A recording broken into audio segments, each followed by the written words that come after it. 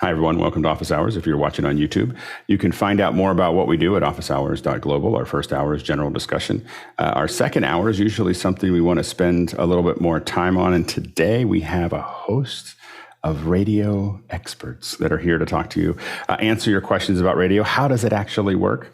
Well, we're going to talk a little bit about that in the second hour. If you've got questions about radio, about how it works today, how it used to work, all the different pieces, go ahead and start throwing those into the second hour. Make sure to tag those in Mokana as second hour questions. And it should be, I'm pretty excited about the second hour today.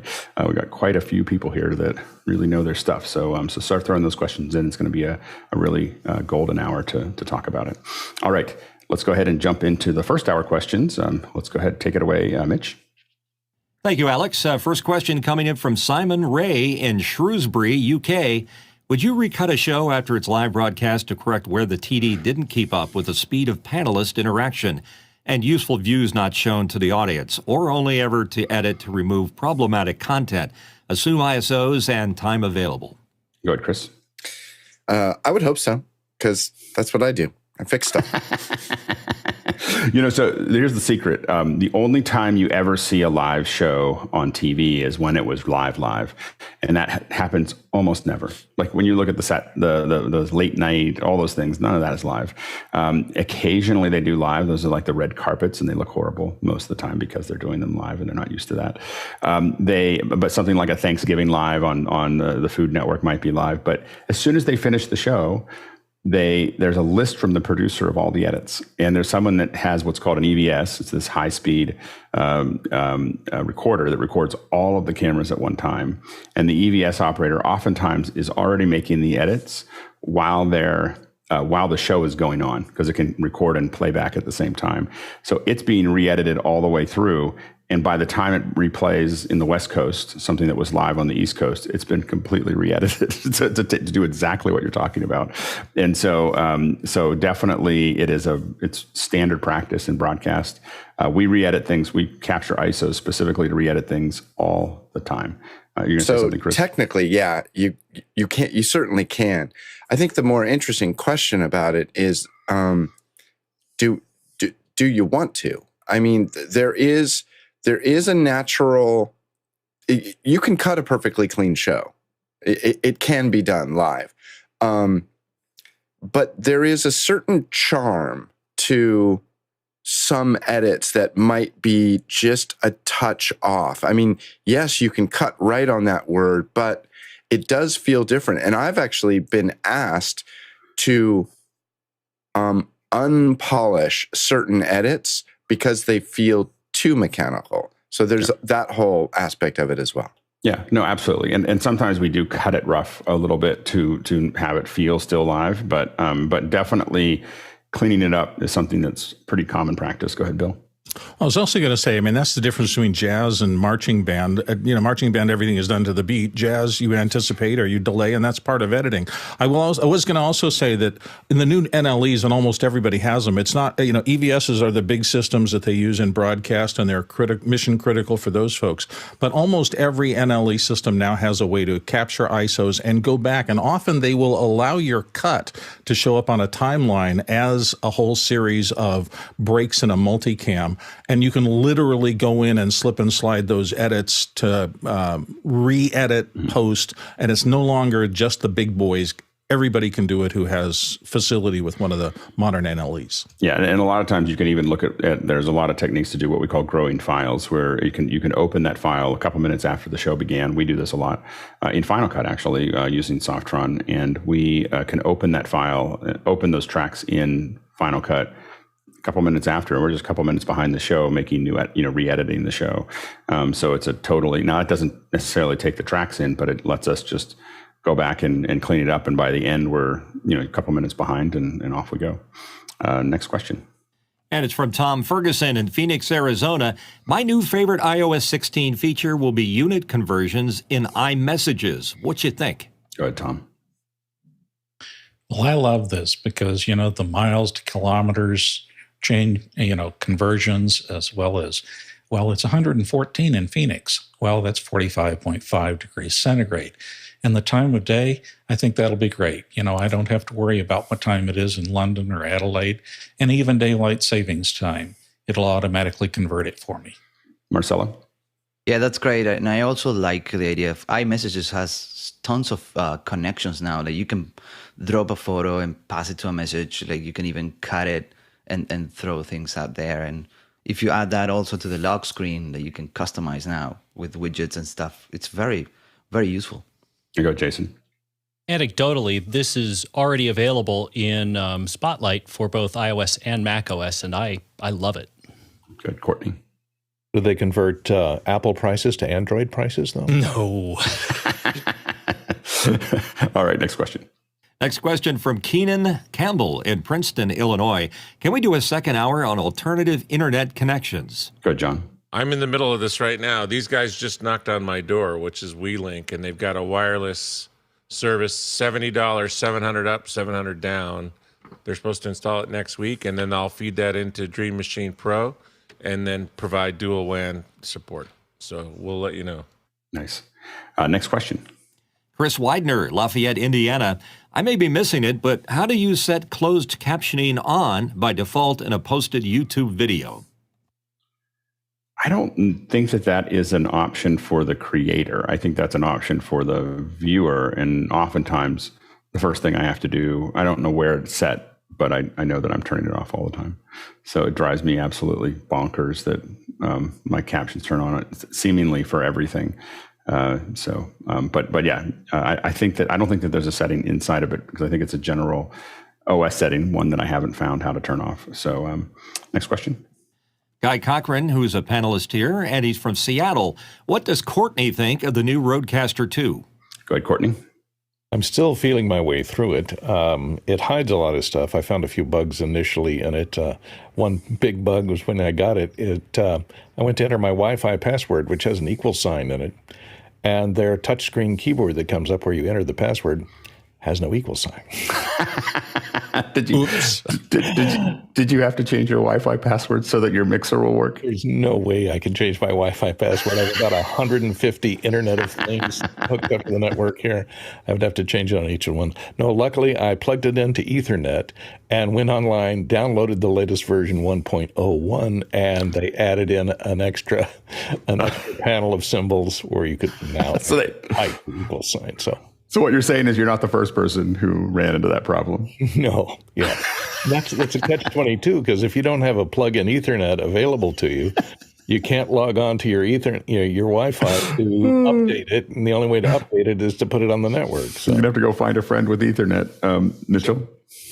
Hey, Courtney, on a scale of 1 to 10, what's it hit on the blinky scale? Lots of blinky lights. It has lots of blinky lights. It's it probably is adding that Christmas tree effect to the side of my face here when it goes off. But, you have all the little touchpads, rim shots and funny sounds you can throw in. Dad trombone for the win. Or if I have a Steve Jobs moment, I can say it's almost magical. Welcome to the Courtney Morning Show. Oh no! You know what this is going to do to Brad? Oh man! Well, wait until all of us radio DJ day. All of us are going to be like, well, we need sound effects too, and before that, the whole morning will be sound effects. All right, Chris. Also, good hint. If you're trying to crack Courtney's password, we now know there's an equal sign. We have one character to start. All right, next question.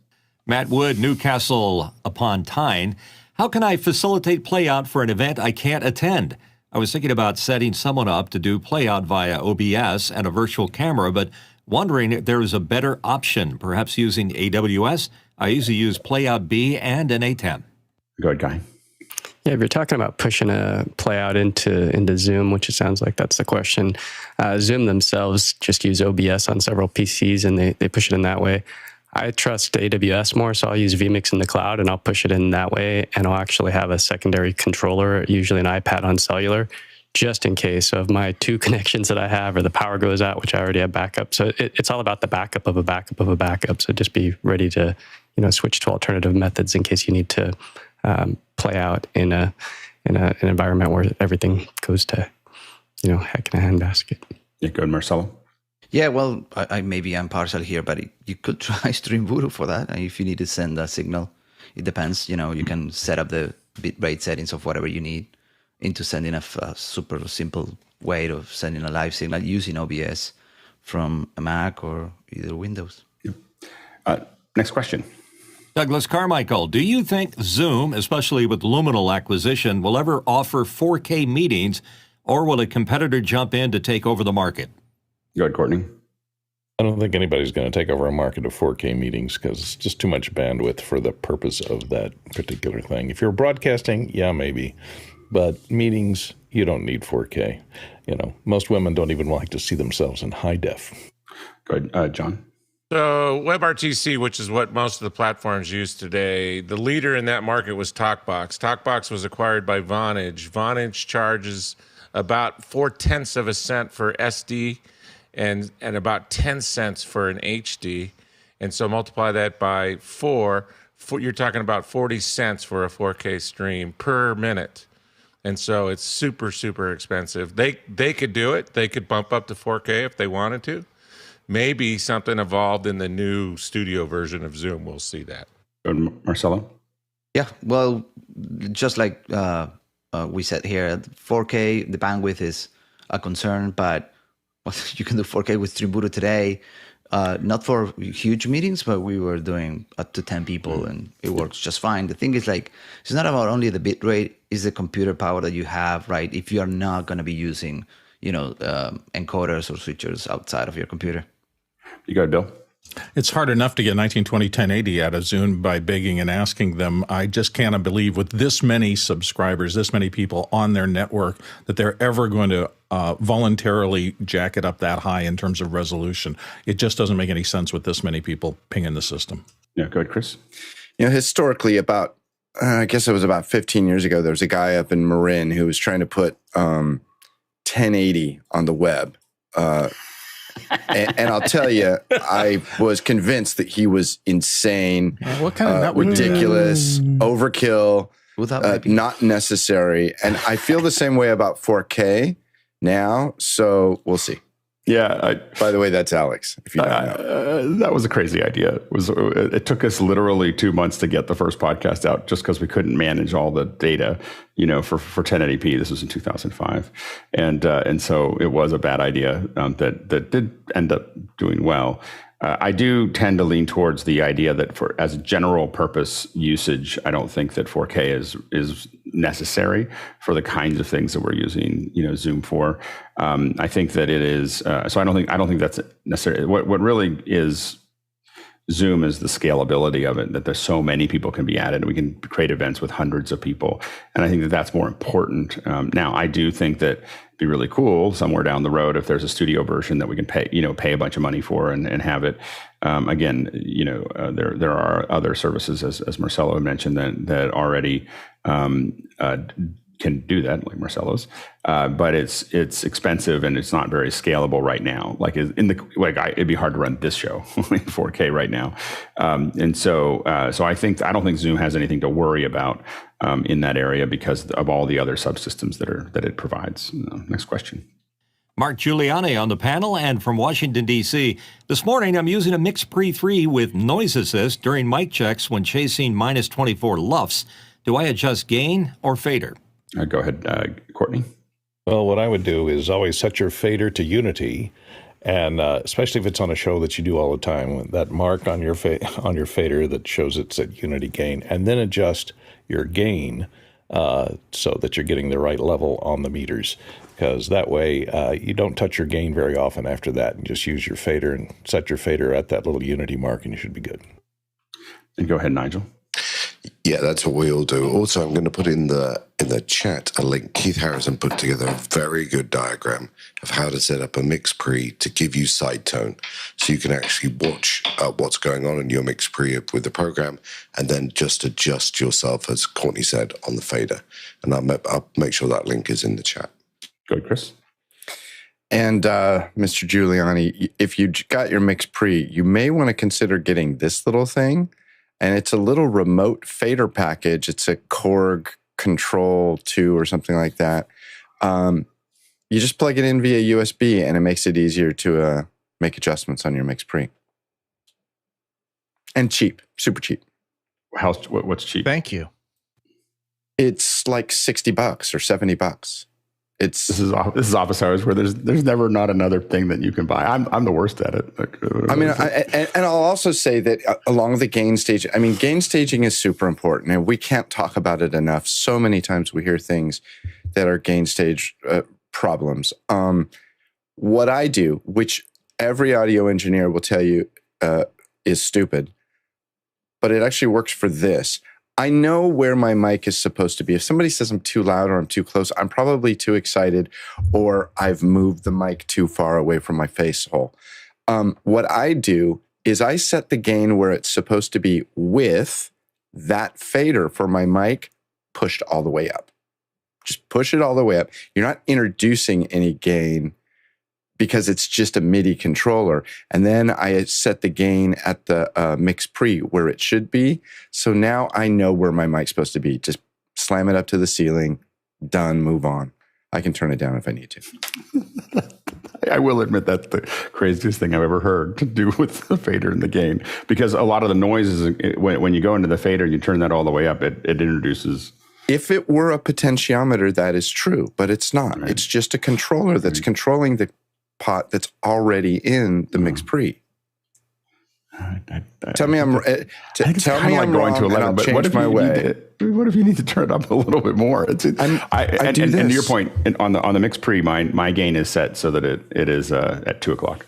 So I set it at 2 o'clock, and then I turn my gain to where it needs to be, and I've done that with every sound device's piece of hardware for the last 15 years. Gain stage is crucial, and part of the reason, Mr. Lindsay, why you are so enamored with the digital world is it's less problematic. I always laugh when you have nowhere to go. You have nowhere to go if you. I wouldn't do an analog signal more than 6 inches. Come on! I used to run mic signals 1,500 feet. Come on. Oh yeah, I just listened to so much buzz. Anyway, go ahead, Mitchell. Not if you do it right. Mickey in the panel chat says set fader to Unity 0 dB 12 o'clock. Adjust to rough in, then adjust fader to fine tune. We upset Mickey so much he had to get in there and tell us the way it should go. So what Mickey said.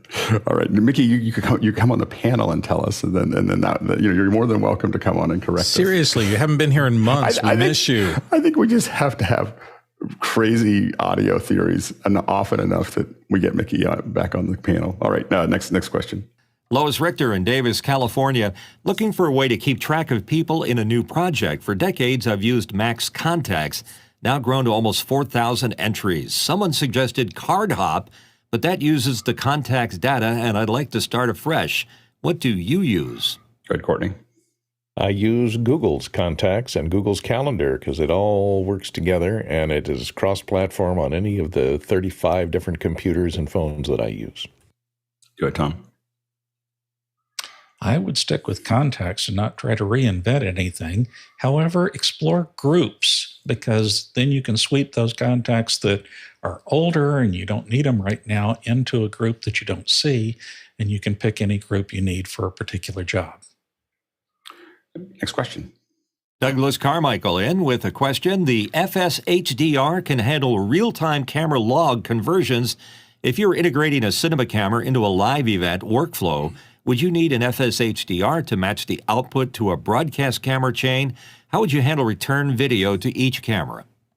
Well, what I can say is that if someone else is paying for it and they're willing to give you a budget for a bunch of FS-HDRs for each camera, I would highly recommend it. It is an excellent piece of hardware that is great to add, but it's $8,000 each, and they're almost impossible to get right now. I don't think you can typically use Blackmagic has a couple. There's a couple boxes. The Blackmagic, I think 6G. I think maybe even I think there's a 12G version as well. That is like there's an SDI to HDMI or HDMI to SDI, or there's a couple boxes that Blackmagic makes that allow you to insert a LUT. And you just need to have any little box that'll insert a LUT. It's usually between $300 and $500. You have something there that can be. Where a LUT can be loaded into it. And that's all you're really looking for is and a lookup table is fairly simple math. It simply says transform your red, green, and blue. It's a cube. That's why they call it a cube file. It says move the red, green, and blue to red, green, and blue become X, Y, and Z. And so when you move those little points, so it's 33 points or 66 points or whatever it is, whatever you have there, it just moves those points to realign it. When it comes in at one level, it goes out at another level. And that's all it does. And so there's not a lot of magic to it. It's a really simple math, and it can be done in a very small little box. So I wouldn't buy, I recommend FS-HDRs. We have a couple of them. We're waiting for some more, but I would, you don't need to, you don't need it for this operation. Next question. Douglas is back with another question. IMAX mentioned conventions and trade shows as a type of event that they could present after experiencing the interactivity office hours brought to coverage of NAMM. Could you balance that interactivity with immersion to make the concept work in a theater? Yeah, IMAX has gone down a pretty good path there. I mean, they're already doing a lot of interactivity with it. So they're doing Q&As. They did one with Peter Jackson, Fantastic Beasts. I think they did one recently with Jurassic Park. And basically what they do is they have on their screen, they put up a QR code, and someone can take a picture of it, and it'll take them right to a place where they can ask a question. And so that lets people post questions there that then can be sorted and handed to the host. So they're already adding, that interactivity, into their shows, and I think it's a great way to make it work. Go ahead, Chris. I've found that quite often at home, a QR code on the screen is difficult. I have to walk up to the TV. Can they make it big enough on an IMAX screen? I think so. I bet you. I have no idea what it looks like on a big screen, but I bet you it looks really big. It's a big screen. Go ahead, Bill. Well, I'm just wondering, I had a friend when I was coming up in the business who sold stereos and things like that, and he installed big screen TVs in all his places, and we would go over for parties, and I noticed this phenomenon. The party would be rolling along, and he'd say it's time for the movie or the content, and then we would all sit down, and all the energy would drain out of the party as we watched whatever the content was for a while, and then eventually we would get to the end of the movie, and the party would have to reinitiate. What I'm saying is that content that you pay attention to in the middle of a social gathering can be a tricky thing to do well. And I'm just wondering what the difference is in an IMAX setting versus in a rented theater. They both have large, compelling screens that pull everybody's focus. And I'm wondering what the delta is between a regular big screen presentation that does this or an IMAX. What's the real benefit to something as big as IMAX? I think one of the things is that they're actually connected to the internet. So the IMAX theaters there's about 80 theaters I think that they have connected. So they they can actually do it. Most theaters have a hard time doing that kind of connection. Go ahead, Mitchell. I was going to answer Bill's question. I think the audience dynamics change, Bill, from at your home in a social event where everybody's talking to a theater and they're all waiting, anticipating the beginning of the program. But my point was, is there a difference between doing it in a standard movie theater in your neighborhood, an AMC theater or something like that, and doing it in an IMAX screen? Is there some magic that IMAX brings? Yeah. There is for some movies and some experiential things, but day to day, not as sure the delta is there. The internet connection right now. So that's the difference between the two. Next question. James Babbitt in San Diego, California. Hi, Alex. What's the brand of portable laptop stand that you have in your traveling kit? I have to pick my thing up because I'm in my traveling kit right now. It's called a Brocoon, which is BROCOON, and it folds up. And it even has a nice little message for me that at the bottom it says, "To live a good life." That's what it says on the bottom of my thing.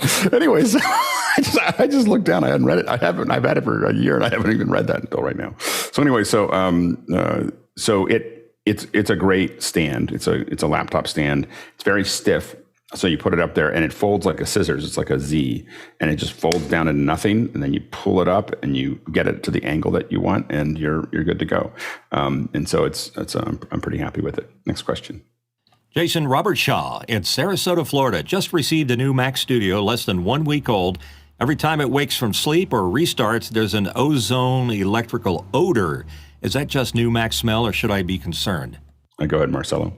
Well, I don't know if that odor is normal. I have my Mac Studio. There was no odors or whatnot. And, I have it on. And I think that you may want to check something. I mean, if something else does it and not coming from the Mac Studio, right?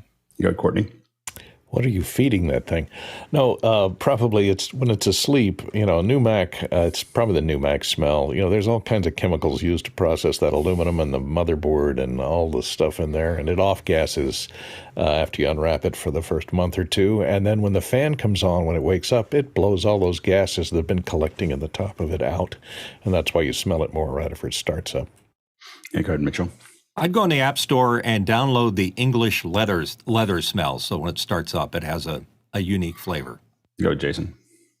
If you're worried about this, I would go to imagetasks.com and get iStatistica Pro and just look at your temperature. Unless your temperature is like well outside of range, I think you're fine.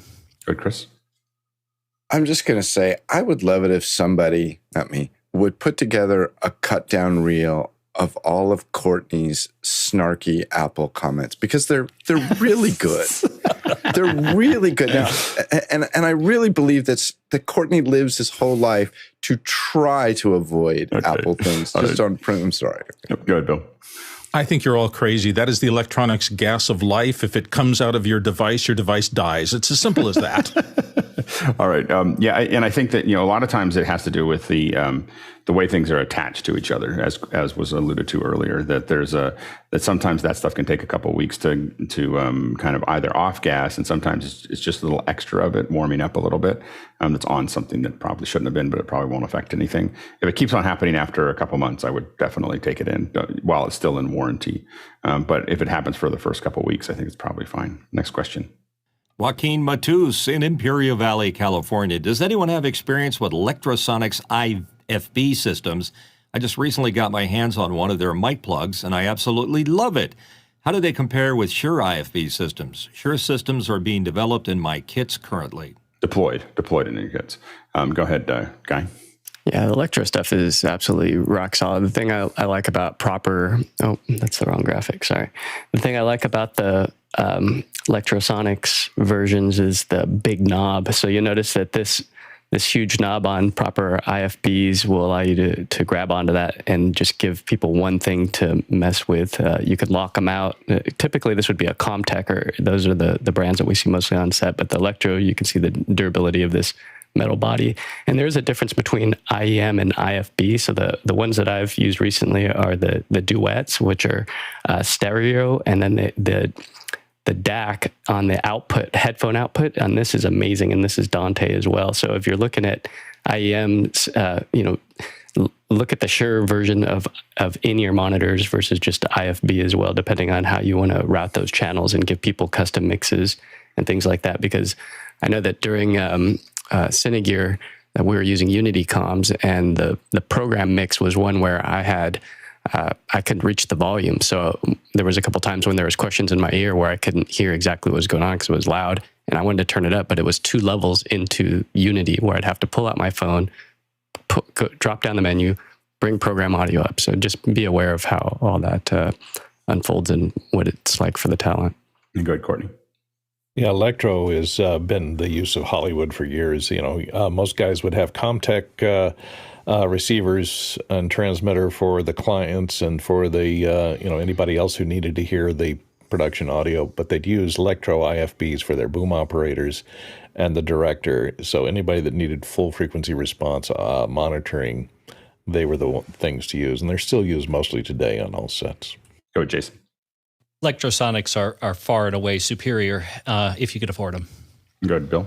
I had LetroSonic stuff for years, but just remember, we are getting a little fuzzy with the IFB is interruptible foldback. So that's usually what a director uses to talk to a talent, and usually doesn't involve anything on the bottom end of a mic. That is just a wireless mic adapter, and LetroSonics makes fabulous ones. They've been used for decades, and they're really high quality. Yeah, I mean, a lot of times, the other thing to look at is that LetroSonic is generally built as a field type return. So it's got an individual transmitter. Typically, it's going to go to which is going to go to an individual receiver. I mean, that's typically how the LetroSonics work, because they're really built for film, and they're built for that type of thing. The Shure, and I haven't used any Shure IFBs, but the Shure in-ear monitors for artists and for others, those are really oftentimes more the higher end ones, like I think it's like the PCM 1000 or whatever, is really designed to be rack mounted.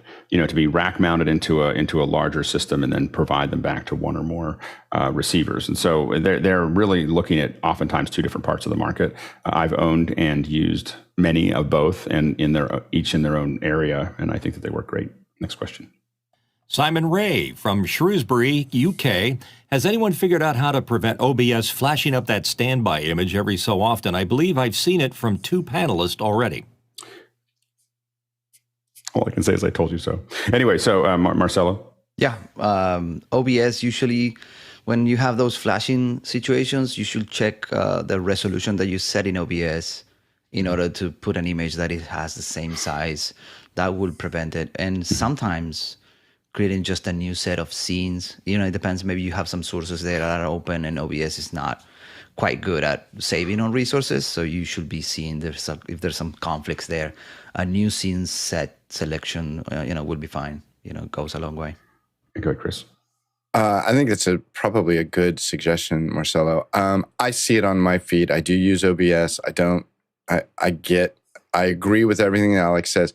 It also allows me to do some really great stuff. So for doing a meeting, not doing a show, but like I couldn't edit remotely well without OBS. And it's amazingly fast. And it's just the little standby thing. I think it pops up. It seems like it's less than a frame. I know you can't do anything for less than a frame. I can't replicate it manually, how quickly it pops in and goes away. Next question. Douglas Carmichael, here he is. One of IMAX's live tentpole events will be the Game Awards from the Microsoft Theater in LA. As businesses see the advantage of digital first and build their own facilities, will tentpole venues become less important in the success of an event? I go ahead, Bill. I think that is one of the uses that's going to be really fabulous in IMAX, because first-person shooters or first-person flyers or something like that are all about the experience. And normally that's just one person in front of their computer zooming through whatever world they're trying to navigate. To be able to bring that to an audience on a gigantic screen like that, I can't imagine being anything other than fully immersive and just fun to go to. So I think that's going to have a serious chance of working well. Next question. Chad Lafarge in Columbia, Missouri. What new piece of gear are you hoping to receive for Father's Day? Go ahead, John. Guy has my MixPre 10 somewhere there on his desk. I know it's laying around, Guy. Go ahead, Mitchell. I'm hoping for a Flowbee. There you go. Go ahead, Tom. Well, my present came in a couple of days ago, and my wife caught me calling it my precious. What do you have there? Yeah. New studio. What's the configuration? What's in there? Is it an Ultra? It's a Mac Mini Tower. Oh, there you go, Alex. Yeah. Go. Oh, yes, Mac Mini Tower. Good, Courtney. It's the Ultra that has 128 gig memory. I only went 2 terabyte on the hard disk, but that's all I need for Scratch Drive. I export things out to NAS otherwise, and really like it. Yeah, it's pretty cool. Go ahead, Courtney. Well, I already got mine in. It just came in yesterday, which is truly amazing, which is this.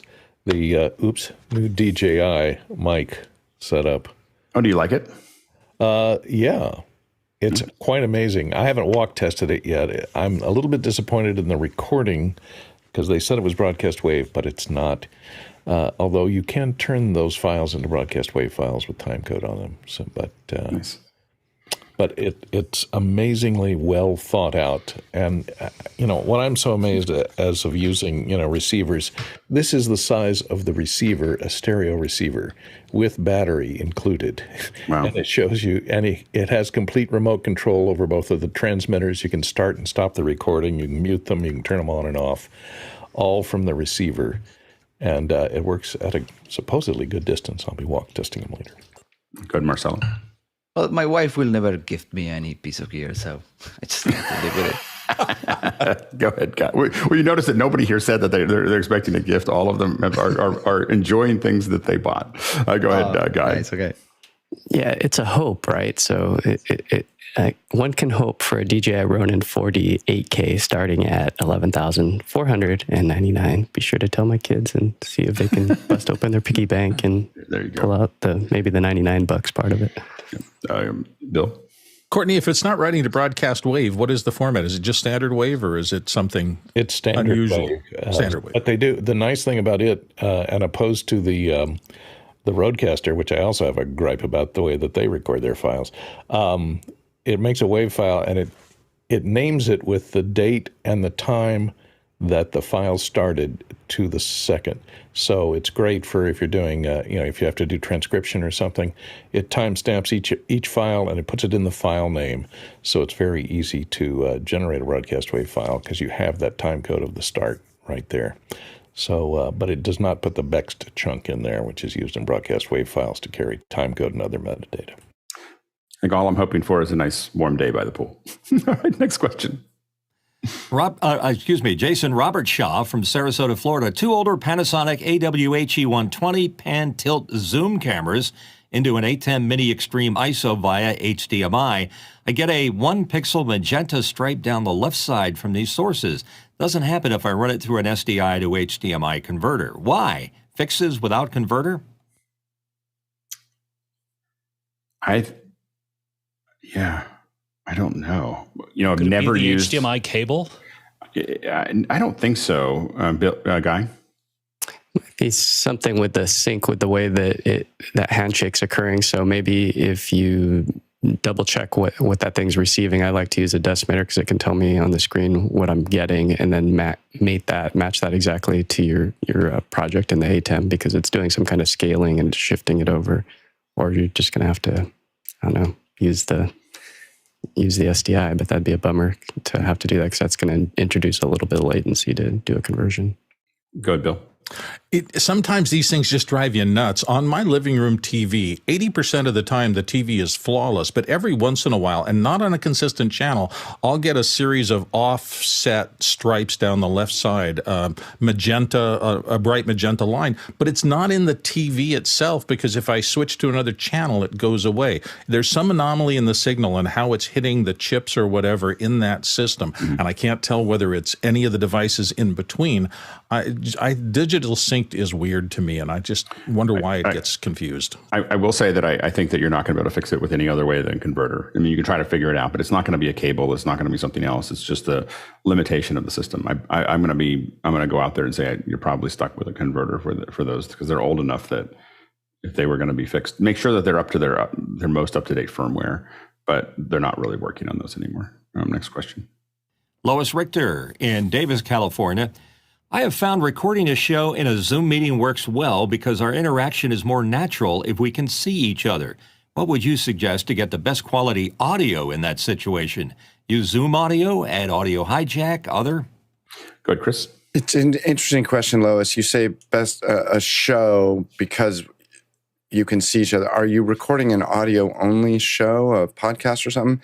I will say this about all of this is that Zoom recently added the ability to get, and this is from Zoom, to get isolated audio stems for each person in the meeting recorded in the cloud. It used to be that you had to record locally and you had to turn on that feature in the back end, which is not an insignificant thing to go and find where all that stuff is. And it's equally confusing to do it, to record on the cloud, but super convenient. It actually saved my bacon on a recording that I was doing recently where some weird thing happened and I didn't get the local audio and I had to download the stems from the cloud. And I don't know that they were the best recordings, but they were fine. They were, two people talking, whatever.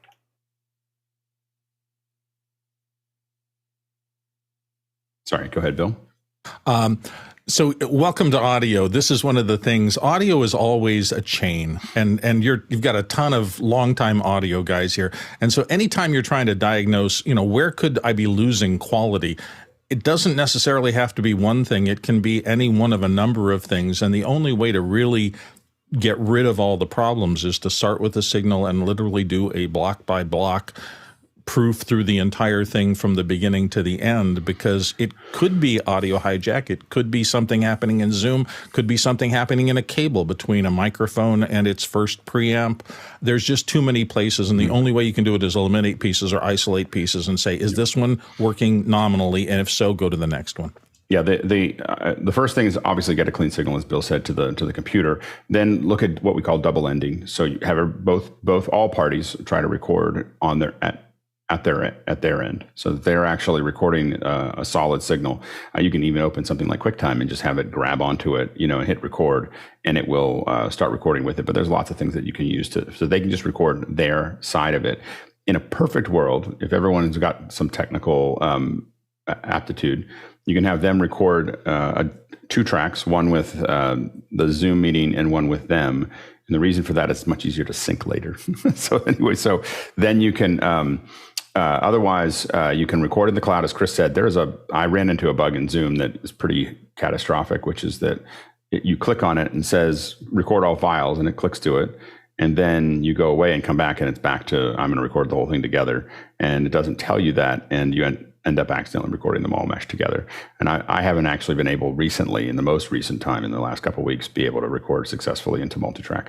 So I don't know exactly where that's based. So be careful of that as far as the multitrack system there in webinar. I don't know about, it might not happen in meetings. And so, but webinar seems to be mashing them together. And not telling you that it's going to do that. That's the hard part. So anyway, and then, so those are probably some of the key ways of doing it, but recording it at the source is the best way to make that work. Next question. Chris Widener, Lafayette, Indiana. If you embed a YouTube video in a web page, is there an HTML tag to trigger closed captioning on by default? I think we already answered this one. In a web page. Let's do it again. No, it's in a web page now. It's not on YouTube. Go ahead, Mitchell. There's when you put the tag to embed into your HTML, there's a bunch of metadata, and you can do all kinds of things, including turn on the closed captioning. But you can also have it auto start, trigger some other activity after it's played. There's a lot of stuff you can do. Look in the tech specs from YouTube. Yep, Jason. I'll be a little more specific. At the end of the embedding, you add $CC_load_policy=1, and I'll put a link directly into Makana for you. Next question. Chris Widener from Lafayette, Indiana. Summer is here. Time for movies in the park. Licensing, check. High lumens projector, check. Surround sound, no check. Stereo only recommendations for audio receivers that would separate surround channels for XLR. Stereo, stereo only, maybe that, so he's looking to go into XLR. Yeah, so there's a couple. Monoprice makes one that's really hard to get. There's, what you're looking for is an AVR receiver that has XLR, and Monoprice has one that has all 16 channels that would allow you to do something like a 916 mix, which you don't need. But there's a variety one. Denon makes one that they may have discontinued. And there is another one that starts with an E that I can't think of right now. But there are only 3 or 4 of these receivers out there that do XLR outs for a couple of reasons. One is there's not a strong demand for it. And the other is that it is that a lot of people are sensitive to it because you're actually putting out all the beds, into something that can be recorded. In fact, the reason I know so much about this is because the way we record people's beds, if we need to do something later, is with these AVRs. So anyway, so I think that's, some of the bits and pieces to that.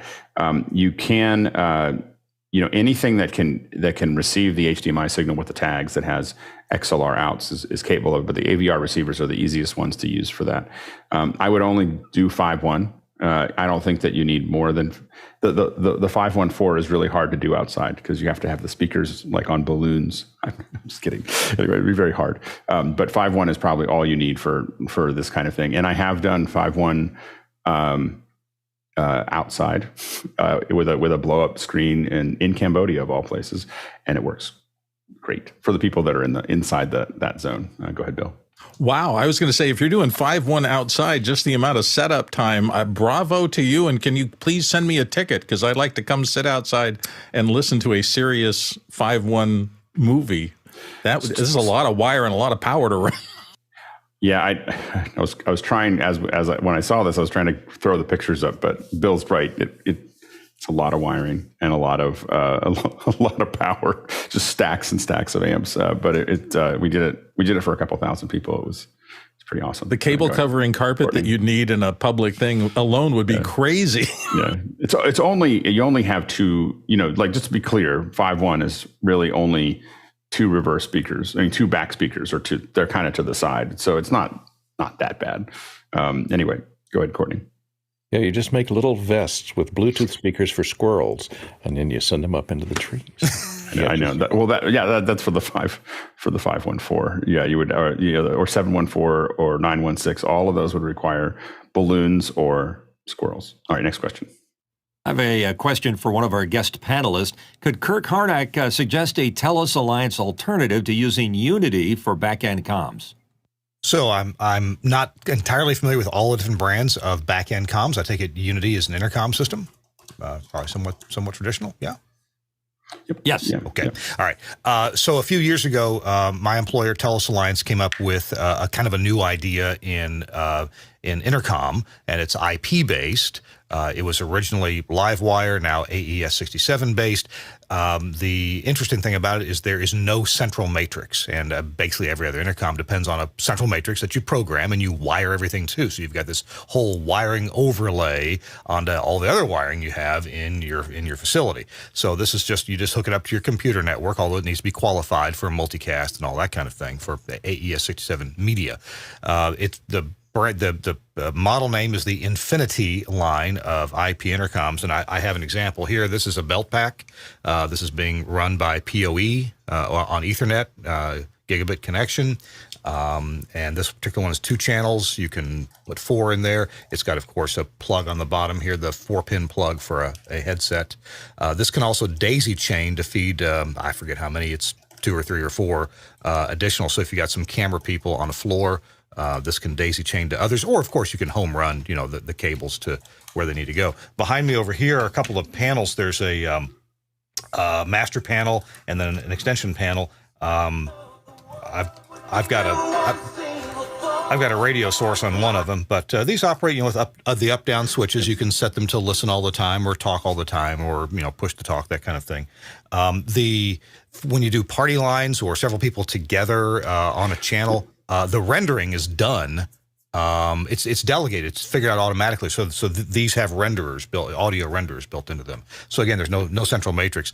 The other kind of interesting thing about it is that we can now virtualize all this, so it can run in a software container in AWS, and then through codecs, through Opus codecs, you can actually have people all over the world with hardware panels if you want, or panels on their phones, and then they can all intercom. And we should probably have you on for a second hour. We'll talk about that in the future. Okay. Yeah, that'd be great. Yeah, absolutely. All right, next question. Next question coming in from Chris Widener, Lafayette, Indiana. As a proof of concept, I tried creating a Keynote template and editing a video project by using the Movie Continues Over the Next Slide feature. This seems like for teachers and nonprofits, it could be a valuable tool. Thoughts? Go ahead, Chris. Chris, I don't think... I think teachers work hard enough, and what you're doing absolutely works. If they have Keynote, they have access to iMovie. I think iMovie is free. If they need to edit videos, just let them edit in iMovie. I strongly recommend using Keynote. So I will disagree with Chris on this. It's so much easier to build graphics and everything else in Keynote and then output it as a video file than it is for someone to use iMovie. So the thing is that iMovie, if you're going to put a bunch of videos in and you're going to edit them, that's great. But if you're trying to illustrate ideas and little things that are going to be animated from one place to the other, Keynote has all these auto things and all these little bits and pieces, and you can insert your own videos into them and talk over it and it's recorded out as a movie. For a teacher, I mean, I talk to a lot of teachers about this. Keynote is the killer app. And, iMovie's fine if it's mostly video. If it's mostly video and all you're going to do is the question says it's a video project. No, but it's, but I think that he's editing talking about a video project by using a hack in a slide presentation tool. I don't disagree with anything that you're saying about all the graphics. Right. Absolutely. But it's a video project. primarily. Well, he'd have to illustrate for it, but most teachers, what they don't need is, Chris is absolutely right. If it's all video and you're cutting it together, Chris is absolutely right. iMovie's great. But most teachers don't do that. What most teachers need is illustration, and they need to have the ability to show ideas and break things down. And Keynote is the app to get good at. If I was going to get good at one thing or the other, as a teacher, I would definitely get good at Keynote. Next question. Douglas Carmichael. Bill, you mentioned immersive video game genres as being well suited to the IMAX format. What box would you use to encode the 4K video from the gamer's PC without creating excessive lag? Would a BirdDog FLEX 4K be what you'd want? I think it needs to be something with the H.269 codec, which of course doesn't exist yet. And that is a flaw in my thinking, which is there's probably nothing that's going to distribute that many pixels that fast in real time to these places. I do think that it'll eventually come, and gaming is such a monstrously huge industry now, and so much money is spent back and forth on it. We've already seen stadium circumstances where they're bringing gamers, attach them direct to it, and draw crowds and simulcast that out. But the fact that you would be trying to do interactive into all these IMAX screens, I don't think we're quite there yet. Good, Courtney. Yeah, you wouldn't use anything on the gamer's PC. You'd use an external encoder. And they've just come out with one from Teradek, this HEVC Cube, which is a 4K encoder, or HEVC encoder, H.265. So you might look into that. I don't know what it's priced at, but it seems to fill the bill.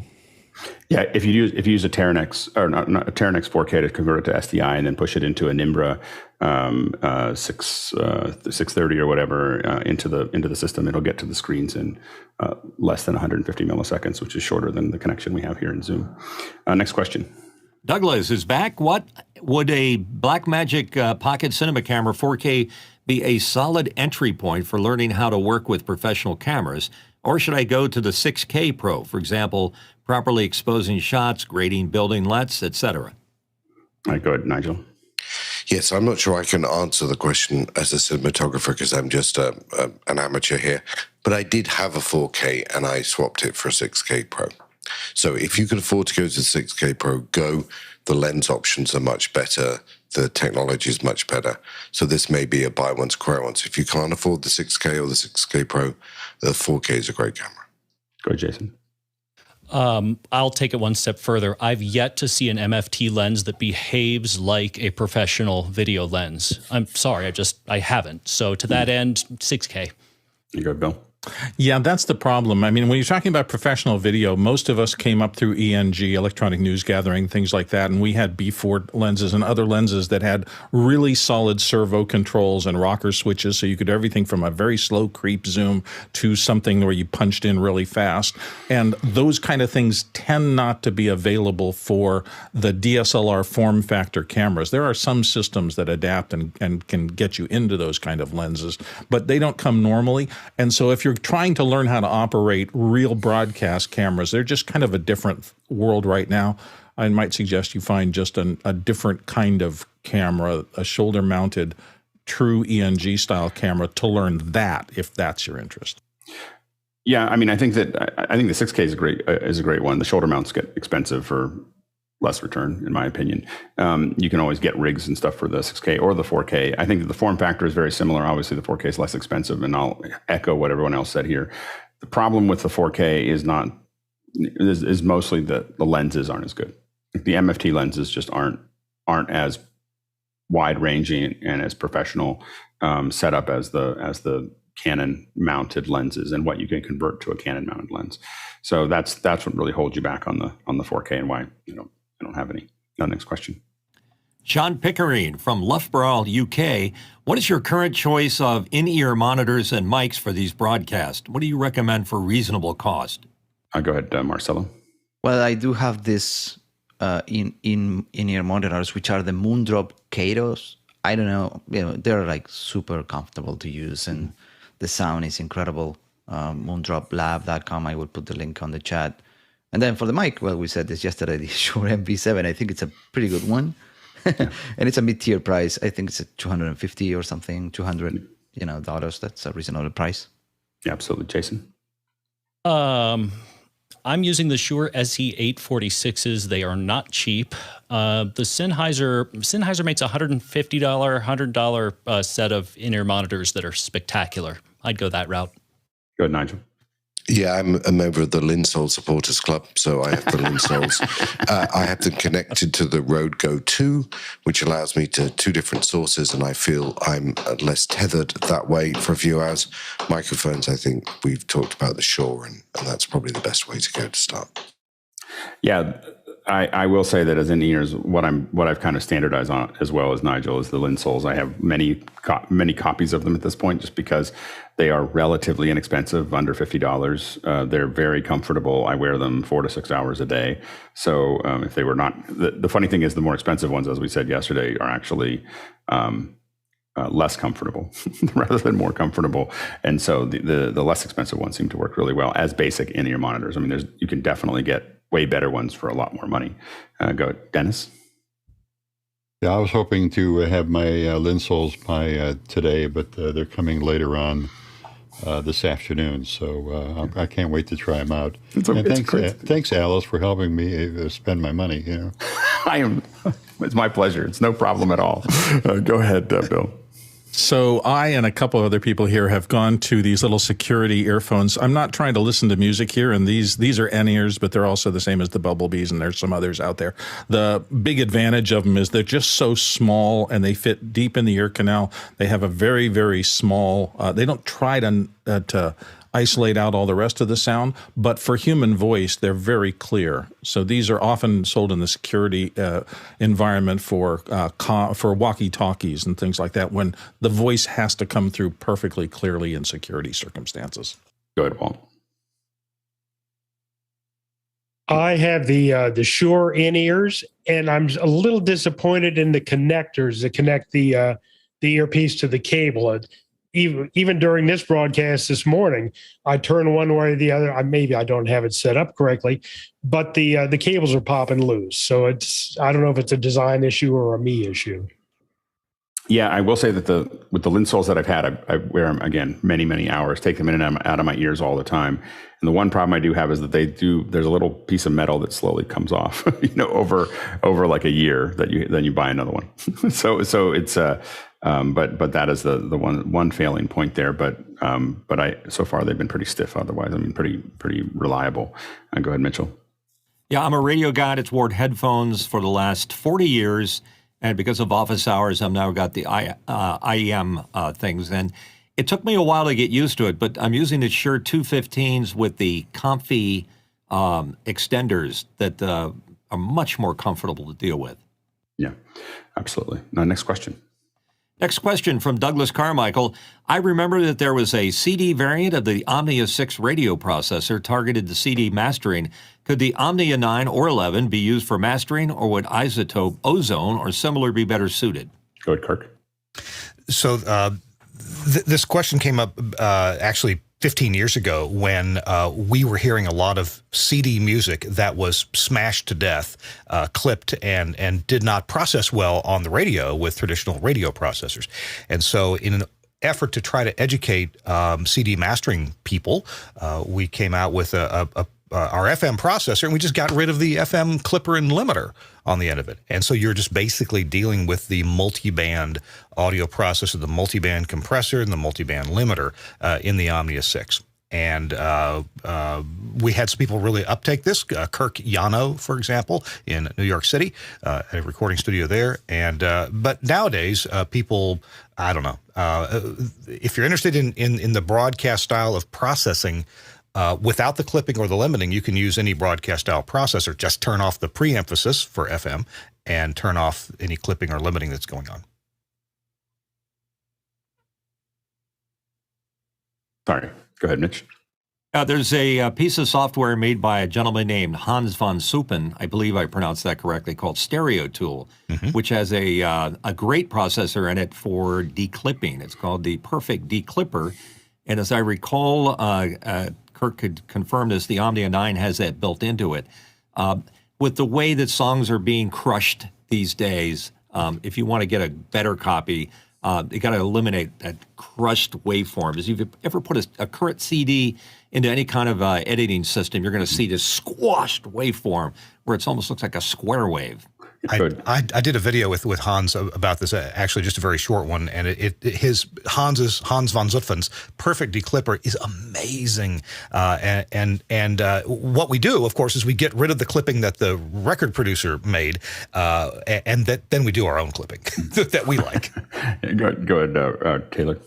I will say I use his Stereo Tool software for my LPFM here in Cincinnati, and it cleans up sound like you wouldn't believe. The one word of caution I would recommend, though, when you use that, it is software based, so you install software. Be sure you have a compatible audio card that goes with it. Otherwise, it doesn't work all that well. All right. We are now changing subjects and going into our second hour. And, we were talking about, Dennis and I were actually talking last week, I think in After Hours, and about just we were starting to kick around some old things that happened in the last couple decades of radio and where things have progressed and what he does. And it got me thinking, I was like, I bet you we have so many radio people here in our group. We should bring them in and just kind of talk about the evolution of what has happened with radio. And then everyone started inviting other friends. And so now we have a really great panel here of radio experts to answer questions. It's much better than even we were going to have on our own. So I think that I'm really excited to have everybody here. I'm going to actually go around a little bit and ask a few people as we get started, just so people know what their background is related to radio. And as we do that, when you have questions coming up around radio, it could be past, present, future, go ahead and throw those into the second hour bin, and we'll jump to them in a couple minutes. We'll start with actually Taylor. Taylor, how are you involved in radio right now? So I got involved in radio. A buddy of mine has been in. And radio I'm going to go. I just want to interrupt. I'm going to go. We'll go pretty quickly because we're going to ask almost everybody here that's worked in radio here that I know of. So I'm going to bounce around a bunch of them. So we'll try to keep these pretty succinct. Go ahead, Taylor. Yeah. So a buddy of mine who's been in radio for years got me involved in building an LPFM, a low power FM station here in Cincinnati, Ohio. And from there, it's just evolved. That turned into a job at iHeartRadio, and then from there it's history. So I've been doing it a while. I like it. My original background is in IT, which I maintain as well. So it's been fun. I enjoy it. And Mitchell, you've been in radio for a couple years, last 5 years, right? Well, not really the last 5 years. I've been sort of semi-retired, but I've had a couple of careers in broadcasting. I started in the 70s, worked at a bunch of radio stations, culminating as a boss jock on WFIL, which anybody in radio knows is one of the pre-ultimate radio stations like ABC and KHJ. And then I got out of the business when I got fired when they changed formats, and decided to go into this business and move into audio and video. And then I got recalled in the early 90s to go on to the local station, WSDW. I did a morning show, and I wasn't sure if I could do that, but I did it. And now I'm just a voiceover guy that does video and animation and things like that. That's great, Bill. I started in Phoenix in that ADI, and I originally worked on a station called KBBC, and then they lost those call letters and it became K-Light. We were doing light rock. And then I eventually migrated into doing production work because that was more interesting to me than being on the air. And I ended up as the production director of KTAR, which is a massive AM station in Phoenix. And then eventually worked my way out of radio. Miss it, but don't miss it. It was changing so fast. Good, Courtney. I started back in the mid-'60s in San Antonio, Texas, on KITE and KEXL radio, up through and then Austin, Texas on KTBC, working for Lyndon Johnson when he was still alive and there at the radio station occasionally. And then I got out of radio, transitioned into motion picture audio sound and television sound around 76, and haven't looked back to those little cramped rooms that smelled like stale food. Go ahead, Mark. My family started WGMD in Rehoboth Beach, Delaware in 1980, and it's been in the family since then with a bunch of other people. And recently I took that over with also including WUSX in Seaford. And Walt Palmer here on the panel who is the person who makes it work. Go ahead, Walt. I started out at WAMU radio in the late 60s in the Washington, D.C. area. Moved on to ABC television, worked at the Washington News Bureau, traveled around the world chasing presidents, so done audio and video around the world. Then retired, moved up to the beach, and an opportunity came to bring me to WGMD, where I'm getting ready to begin my 10th year. That's great. So I missed the turntables, and I did have to sponsor a party, the death of analog in the late 80s. And now that everything's digital, I'm sort of glad I had to learn digital. Dennis? Well, I got my first start in the radio in 1964, WJAT at Erie, Pennsylvania. Went on to build a radio station in the DMZ, and I was with Armed Forces Vietnam Radio. Kind of wedged myself in there as a Navy CB. It wasn't supposed to be what I was supposed to be doing. Went up to Alaska. Of course, from Vietnam to Alaska was a natural transition for me, but and then went back to Erie, Pennsylvania for a while, and Upper Peninsula of Michigan.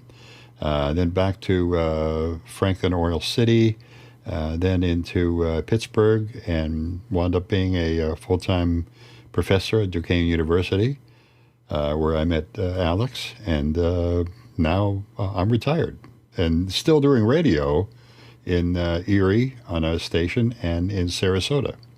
Great. It's great that you don't have to be where you're doing the radio anymore. And you didn't have to for a long time, but it's gotten to be completely disconnected. So and don't even have to wear pants. Go ahead, Marcos. Hi. So I've been in radio for almost 23 years. Started at a little college station, was there for about a year, and then joined weekend overnights here at KWVE in Los Angeles, Orange County, technically. And I've been here ever since then. And I've been doing engineering for almost 20 years of that time. And been having fun, been doing all kinds of builds and whatnots as we expand and contract and, radio. Yeah, exactly. Go ahead, Kirk.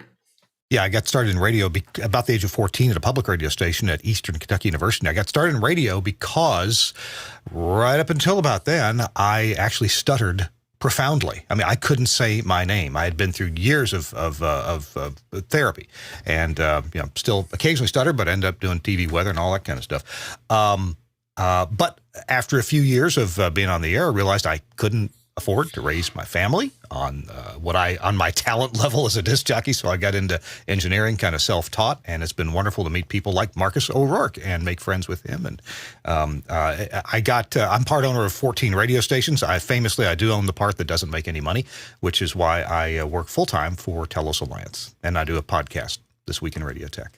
That's great. That's great. And Jason, I don't know, have you worked in radio?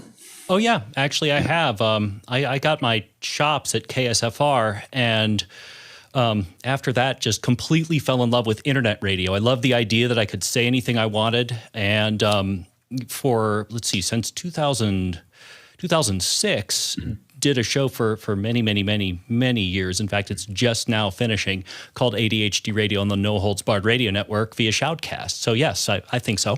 Nice. And Tom, have you worked in radio? Yeah.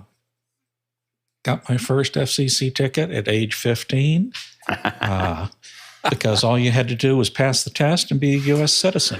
Got a job at KRFM Radio in Phoenix. That's a 100,000 watt station as a janitor with an FCC license because the guy on the air was Canadian. Couldn't have a license. So 6 to midnight, 6 days a week, I did that and pushed a broom. And after about 3 months, they found out, this guy's like a junior engineer and he can do production work and other things. And so I wasn't pushing a broom anymore, but having a great time. Did 5-year stint in radio before I went into TV. And I got a job at a little radio station called WXBX in Pittsburgh. It was a little AM radio station that did alternative rock. So it was a very odd thing. It was a very small station that happened to be an R&R parallel because there wasn't very many alternative rock stations back then.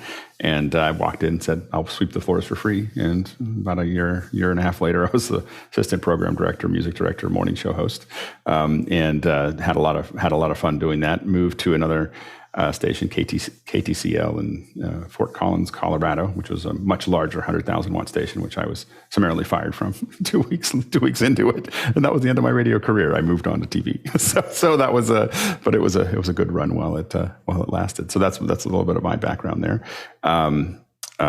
So we're going to go ahead and jump into the questions. This gives everybody a sense of it. And so for the panelists, if you have things you'd like to say a couple things about what you're noticing or whatever, if you want to answer any of the questions, hopefully you're in the panel view there, and you can raise your digital hand, and that allows us to kind of know. But if for some reason you're having trouble with it, go ahead and raise your physical hand. That's why I can see you. If you're having trouble using the back end, we're not used to having so many new people at one time. But in the panel view, you can see those questions racking up, and you can raise them there. Go ahead, Tom. You were going to say something.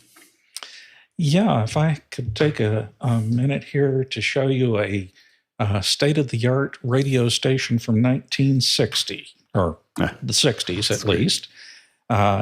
You start out with your control room that was a little less than 20 by 20 feet, but we have a pair of Altec A7 voice of the theater speakers. Nice. These things were just monsters. And of course, you could knock yourself out if you wanted to play a little Iron Butterfly or something. Then they got a DeVita Loud. That's right. I did. And you've got your Western Union clock because you have to be on time for everything. This was the Gates stereo yard because it was 36 inches across. Your Neumann microphone. I think we identified this as a U67 the other day here with the panel. And then here's the general layout. Now, you'll notice a couple of things. For instance, our communications equipment wasn't quite what it is today, but this is before touchtone. And so we'll go over here. This was also before cart machines. They came in the 70s. So we did everything reel-to-reel. And, of course, then the cart machines came in a little later. So everything needed someone to control it. So you had your young DJ or DJ aspirant, but more engineer. And this all funded at $1.25 an hour. His trusty steed. Very good. Very good. Oh, if you'd only kept it. One of the things that I took a tour of the BBC World Service years ago, and the thing that it was before they moved out of the building that they had inadvertently sold to the Japanese. Anyway, so what was interesting is that they kept all the old studios. So the studios that went to smaller markets were still the old ones that were built in the 40s and 50s. And then the high-tech ones were Pakistan and India had these super high-tech studios. But they still had in one of the corners of one of the studios, before cart and tape, they actually had a cueable record player. So they would record on wax the shows, and they could cue it up to hit an insert, which I just thought was, I don't know why, of all the technology I've seen at radio stations, a cueable record player was one that was pretty high up on the mark for me of like, I don't know that existed. So anyway, let's go ahead and jump into the questions. First one from Roscoe Jones in Bray, California. Why did some scripted programs never make the move to television? And did all scripted radio show ratings drop significantly in the 50s? Go ahead, Courtney. All right. Well, because the actors who had done those long-running radio shows had faces for radio, not for television. that was, it's funny how when, we think about it like, oh, well, now you have to be a certain way for TikTok or you have to be a certain way for YouTube. And like, that's a new thing. But as we changed those formats, it was a problem when we went from silent films to talkies. They had the same problem where there was a lot of actors that only had a face for movies and not a voice for it, and vice versa, going from radio to TV. Next question. Next question from James Babbitt in San Diego. How is radio changing now with smartphones having radio station and podcast apps? Go ahead, Kirk. Well, you got to have an app. You got to be able to listen to the radio station. And I'm delighted to say that we've had a little programmer guy, make apps for us for iOS and for Android. Your audio's got to be consistent. It's got to be there. It's got to be right and sound good. And it's got to be convenient. This is 93 KHJ, not the Los Angeles one. This is the one that's in Pongo Pongo, American Samoa. Oh, nice. Go ahead, Taylor. Well, the biggest thing, honestly, is the freedom that you can listen to any radio station you want, regardless of whether or not you're in that radio station's listening area. The fact that I can listen to my favorite New York station and sit here, stay here in Cincinnati and listen to it is awesome. And speaking of, streaming and radio and the apps, we were talking about processing before, and that Stereo Tool. Stereo Tool actually has a thing for streaming. So just like Kirk said, so you can be consistent with your audio and make sure everything sounds good. Go ahead, Walt. Looking at it from the engineering side, the smartphone has become a great friend and tool to the broadcast industry. Just moments ago, I got a message on my iPhone from a buddy of mine at ABC Washington saying the president is wheels up and is on his way to me. He'll be here in town in about 30 minutes. I also use an app, QGo Live. I can use this to my phone now turns into a broadcast codec. So anywhere in the world, and I have tried it from many foreign countries as well as here in the States, as long as you have a decent cellular signal, I now have a broadcast codec in my hand. So I can do news, I can do radio shows, anything. It's been a terrific tool. Go ahead, Bill. Also, don't forget, radio has always been a business since the early days, even in the kind of piratey days. I started in stations in major markets still could be ad hoc. They didn't necessarily have to be linked to a network and things like that. And then I watched the changes come over the course of the years as larger business entities bought up and aggregated groups of radio stations. And so it went from a little bit kind of local focus to more national focus, bigger money. And then as the course of time changed, we all saw the diminution of music radio and the rise of talk radio for a while. And now we're in a whole different thing. And it's I think the fact that everybody with an iPhone can technically put their voice anywhere in the world is far different than when you used to have a lot of capital to get your station on a transmitter, and that model of business has switched, and now it's all about search and location and some sort of compelling content. And you've got the rise of, the more outrageous shock jockey kind of things because it was harder and harder to aggregate an audience without some big personality to drive that. Now that we're down to everybody can do it, the question is who can find them, and that's a whole different ballgame. Yeah, go ahead, Marcus. Yeah, kind of what I was going to say as well is that we're moving away. I mean, we're all engineers here, right? I mean, we can make the most technically cool sounding app or processing or whatever. But again, it's where the content is. And I think we're going to see a lot more people who have that creativity, who have those ideas that people want to hear rise up to the surface a little bit more. And those stations, too, that embrace those types of people as well. Hey, go ahead, Mitchell. Yeah, I agree with Marcus. I think that's important. It used to be that radio would play music, and that was only place you could go to learn new music or enjoy new music.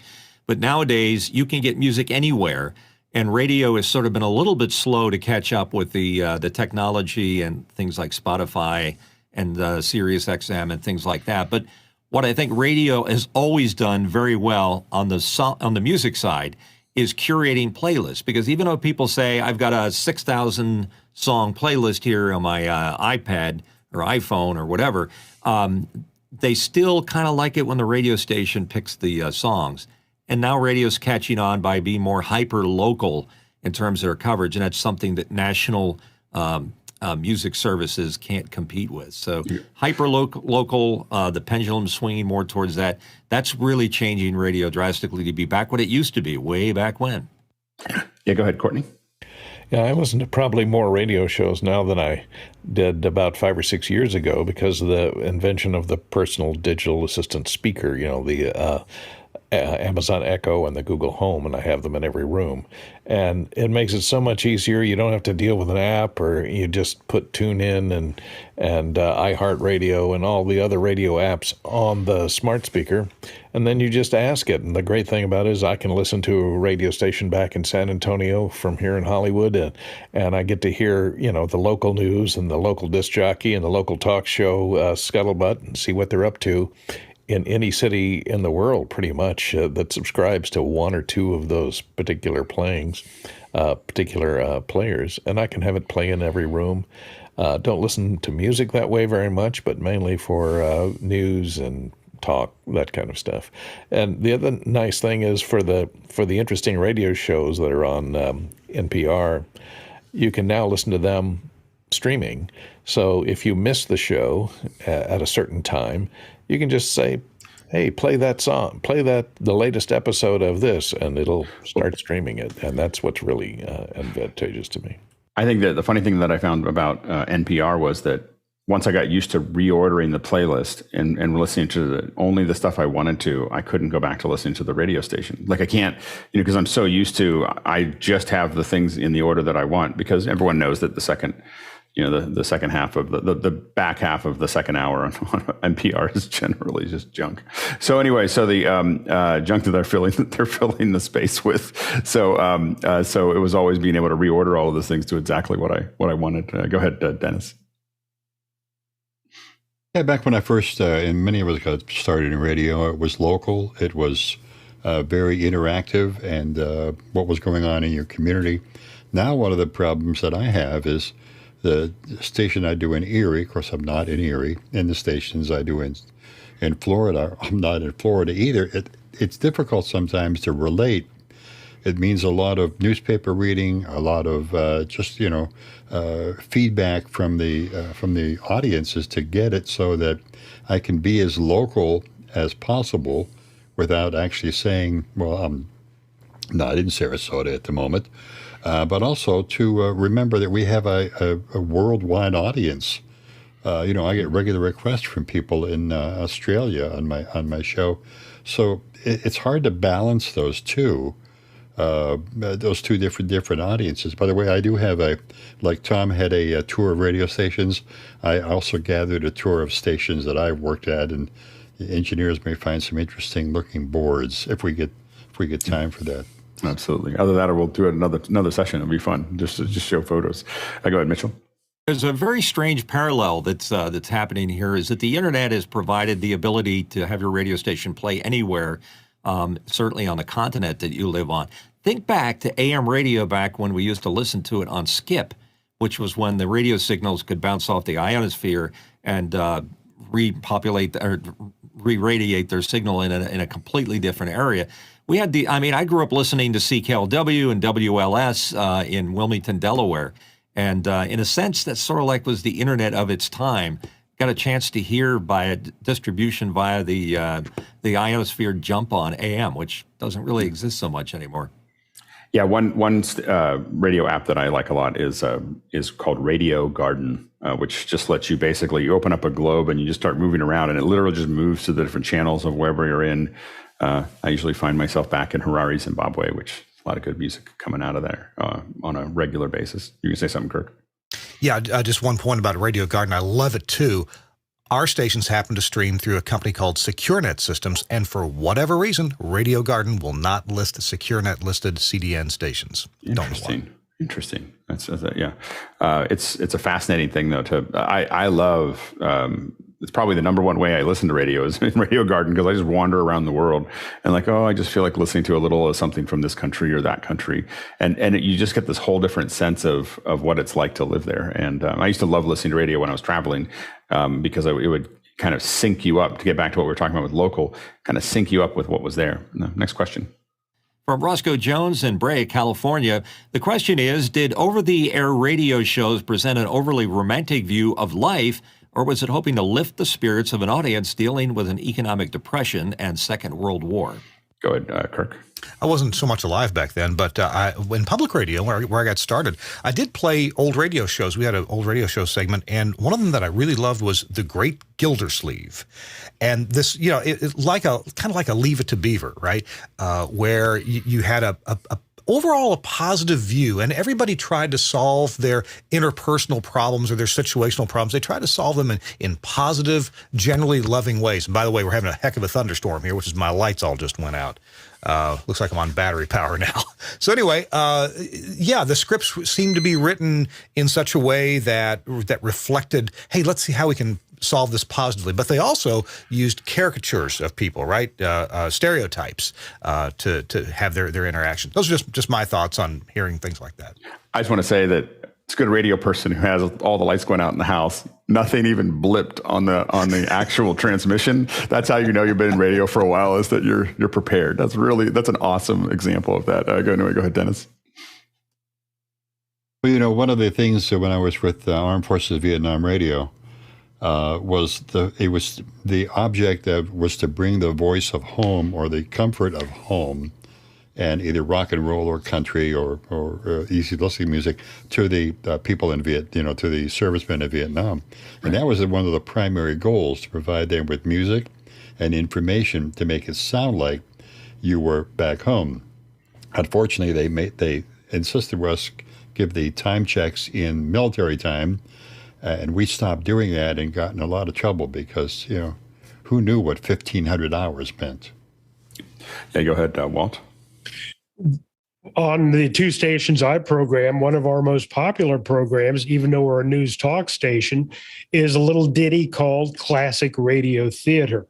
And it's a rebroadcast of radio shows from the 40s, 50s, and 30s. And it's probably one of the most popular shows. I get more mail and comments on it than any of our other shows. So, yeah, the good old days of everyone gathering around the radio and living someone else's life precariously through a speaker, that romance is still around today. Yeah, we've done a couple radio plays. Some when we were in my former company, we just for fun, and we did these radio plays, and it was so much fun that I kept on thinking I need to do that. And I keep, it's a dream of mine to put it on Zoom here, where we all do one where we're tapping on the things and someone's doing effects and everyone's doing, reading the scripts. Cause it was just it's the theater in the mind, that you're just building out there it's just a lot of fun. Next question. Taylor Sunderhouse from Cincinnati, Ohio. And what is everyone's favorite radio automation software? Go ahead, Taylor. So I've messed with NextGen, I've messed with Enco, I've messed with Station Playlist, and so far Station Playlist is what I really like. Specifically for my needs and what I use it for, it works really well. It's quite robust for me. I can have it call fancy scripts and do all kinds of neat things. Good, Mitchell. I have a couple of internet radio stations that I run for retail businesses, and I use Sam Broadcaster for them.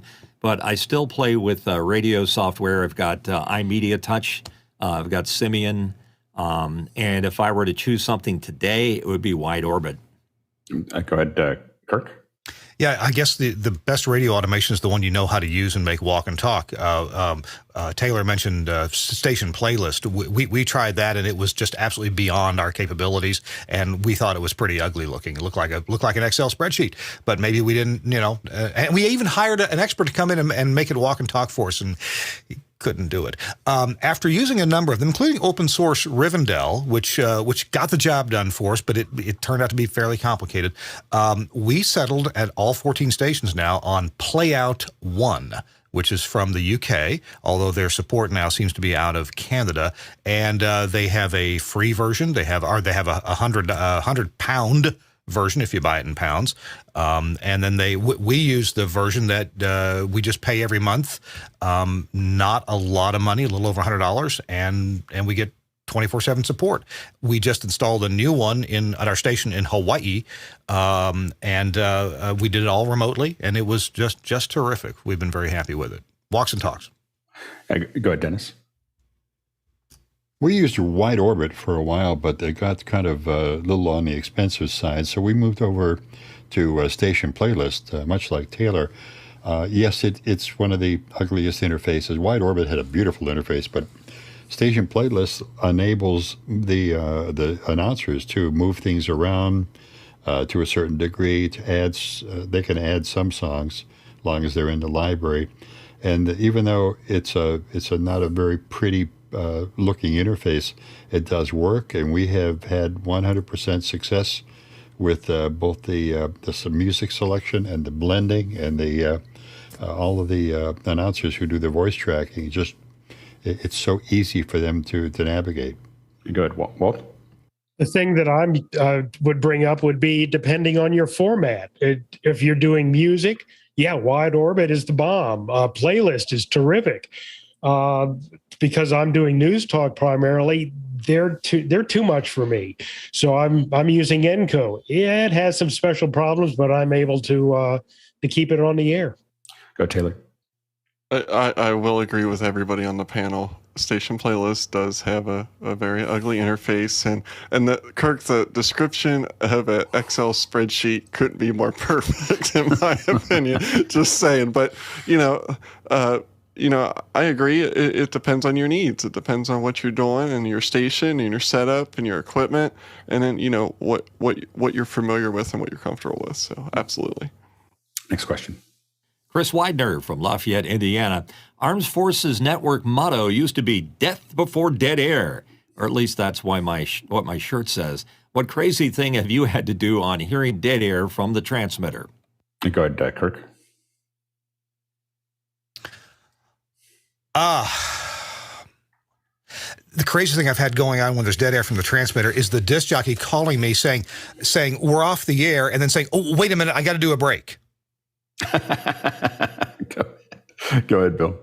I think I told this story on Office Hours once before, but we had a circumstance. We were doing a Rolling Stones simulcast concert live, and the stereo audio portion was delivered on tape. The other video portion was coming through on TV or something like that. The engineer got everything synced up, and I said, well, this is great. I've got an hour or so before I have to go back on because the concert's live. So I kicked off the lights. I sat back in my chair, and I was going to enjoy the show. And about 4 minutes later, the transmitter scrambled, and the whole station went off the air. And I couldn't figure out what to do. We all scrambled around. We got everything back on the air. Whew, finally relaxed, turned the lights off, settled back, and sure enough, 4 minutes later, the transmitter scrambled again. Turns out the engineers, for some reason, had wired the transmitter hack into these lights in the control room. And when I turned off the light switch, it eventually couldn't read transmitter power, so it took down the station. Oh, no. That was the single stupidest thing I've ever seen an engineer do. Go ahead, Courtney. Yeah, when I was at KIT-FM in San Antonio, Texas, our transmitter was on top of the Tower of the Americas, which is that 722-foot-tall Space Needle that they built there for Hemisphere 68. And one night I was on, it was later at night, and suddenly went off the air, and we could see the transmitter tower from our broadcast booth out a window. So I looked out the window, and I couldn't see the Tower of the Americas. All the tower lights were off. The lighting on the tower itself was off, and the red flashing lights that are in the background of Kirk's image there were off. So I had to notify the FAA that there was a big tall tower out there with no lights on it, and we finally figured out that a plumber had turned off the water to replace a faucet somewhere in the restaurant. And our transmitter was water cooled, and the emergency and the lights on the tower were also on that same circuit, and it knocked off that circuit just from one guy turning off the water to change a faucet. Courtney, I think you beat me. Yeah, go ahead, Mitchell. Yeah, the sheer panic and the hijinks that would happen in the station. I wasn't necessarily in the transmitter; I was on the air. And I used to leave the control room door open so I could hear the music playing, and I'd take a bio break in the WC. And they'd always sneak in and turn the monitor off, and I'd panic at a very inopportune time. But that's a classic, but it gets done over and over, and it's never old. Hey, Walt. Well, a few minutes ago, I raved about the iPhone, or as my wife calls it, my other girlfriend. I have silence monitors on the transmitter, so when it goes silent, my phone rings, and it doesn't care what time of day or night it is. But again, the iPhone or the iPad is my friend because I can now sit up in bed, log into the transmitter, log onto the automation system, and repair it without even having to kick the dog off the bed. Go ahead, Dennis. I was driving one day and I'm listening to the radio station. I was on my way home, and all of a sudden I'm hearing this was back in the days of turntables. And I go, okay, what the heck is going on? So I drove back into the station to find the announcer had locked himself in the bathroom. I have no idea how he did that, whether he did it on purpose or by accident. But at that moment, the next day, we removed the handle, so you could not lock the bathroom door from the outside. You could only lock it from the inside. Who knew? Yeah, I think that the only close call that I had was, it wasn't really, we weren't off the air, but we were a daytime only station, so it was often empty at night. And, it was a little tiny station without security or anything else, and mostly obscurity through security. And one night, someone had broken in and stolen the entire radio, the entire record collection. So all the CDs, all the records were all gone, and fortunately I was the music director at the time. And so I had another stash, but not very many. And so I remember that we just got up, and since I did the morning show as well, I was there and realized that there was no records. And I said, we're going to do an album side morning. so we just played, here's the first side of They Might Be Giants, Flood, and we played, an album. We would talk about each song, and literally, so we did this. I mean, like literally the decision was made in a couple minutes, because we had to figure out what we were going to do. I mean, I get there pretty early because the hard part is that I worked in a different office. So when I came in at 3:00 in the morning to prep, because I was the straight, on a lot of morning shows, you have a straight and the joker. And so the straight figures the stuff out that you're going to make fun of, and the joker just shows up and does just as they are themselves. Right. And so I was the straight. So I would get there at 3 and go through newspapers and figure out what was going to be funny, whether it was funny at the time or not. So I didn't really pay much attention to it. So I didn't walk in until about 20 minutes before the show, before we go on air, and noticed there was no records.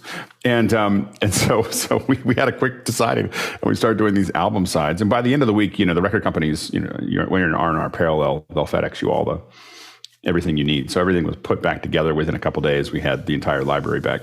But for 2 days, there was album side mornings, and literally for years, people told me those were the best 2 days of the radio station. I didn't know what that meant, but they were like, it was so great. We got you talked about every song and what it meant and all the other things. So we had a couple good albums.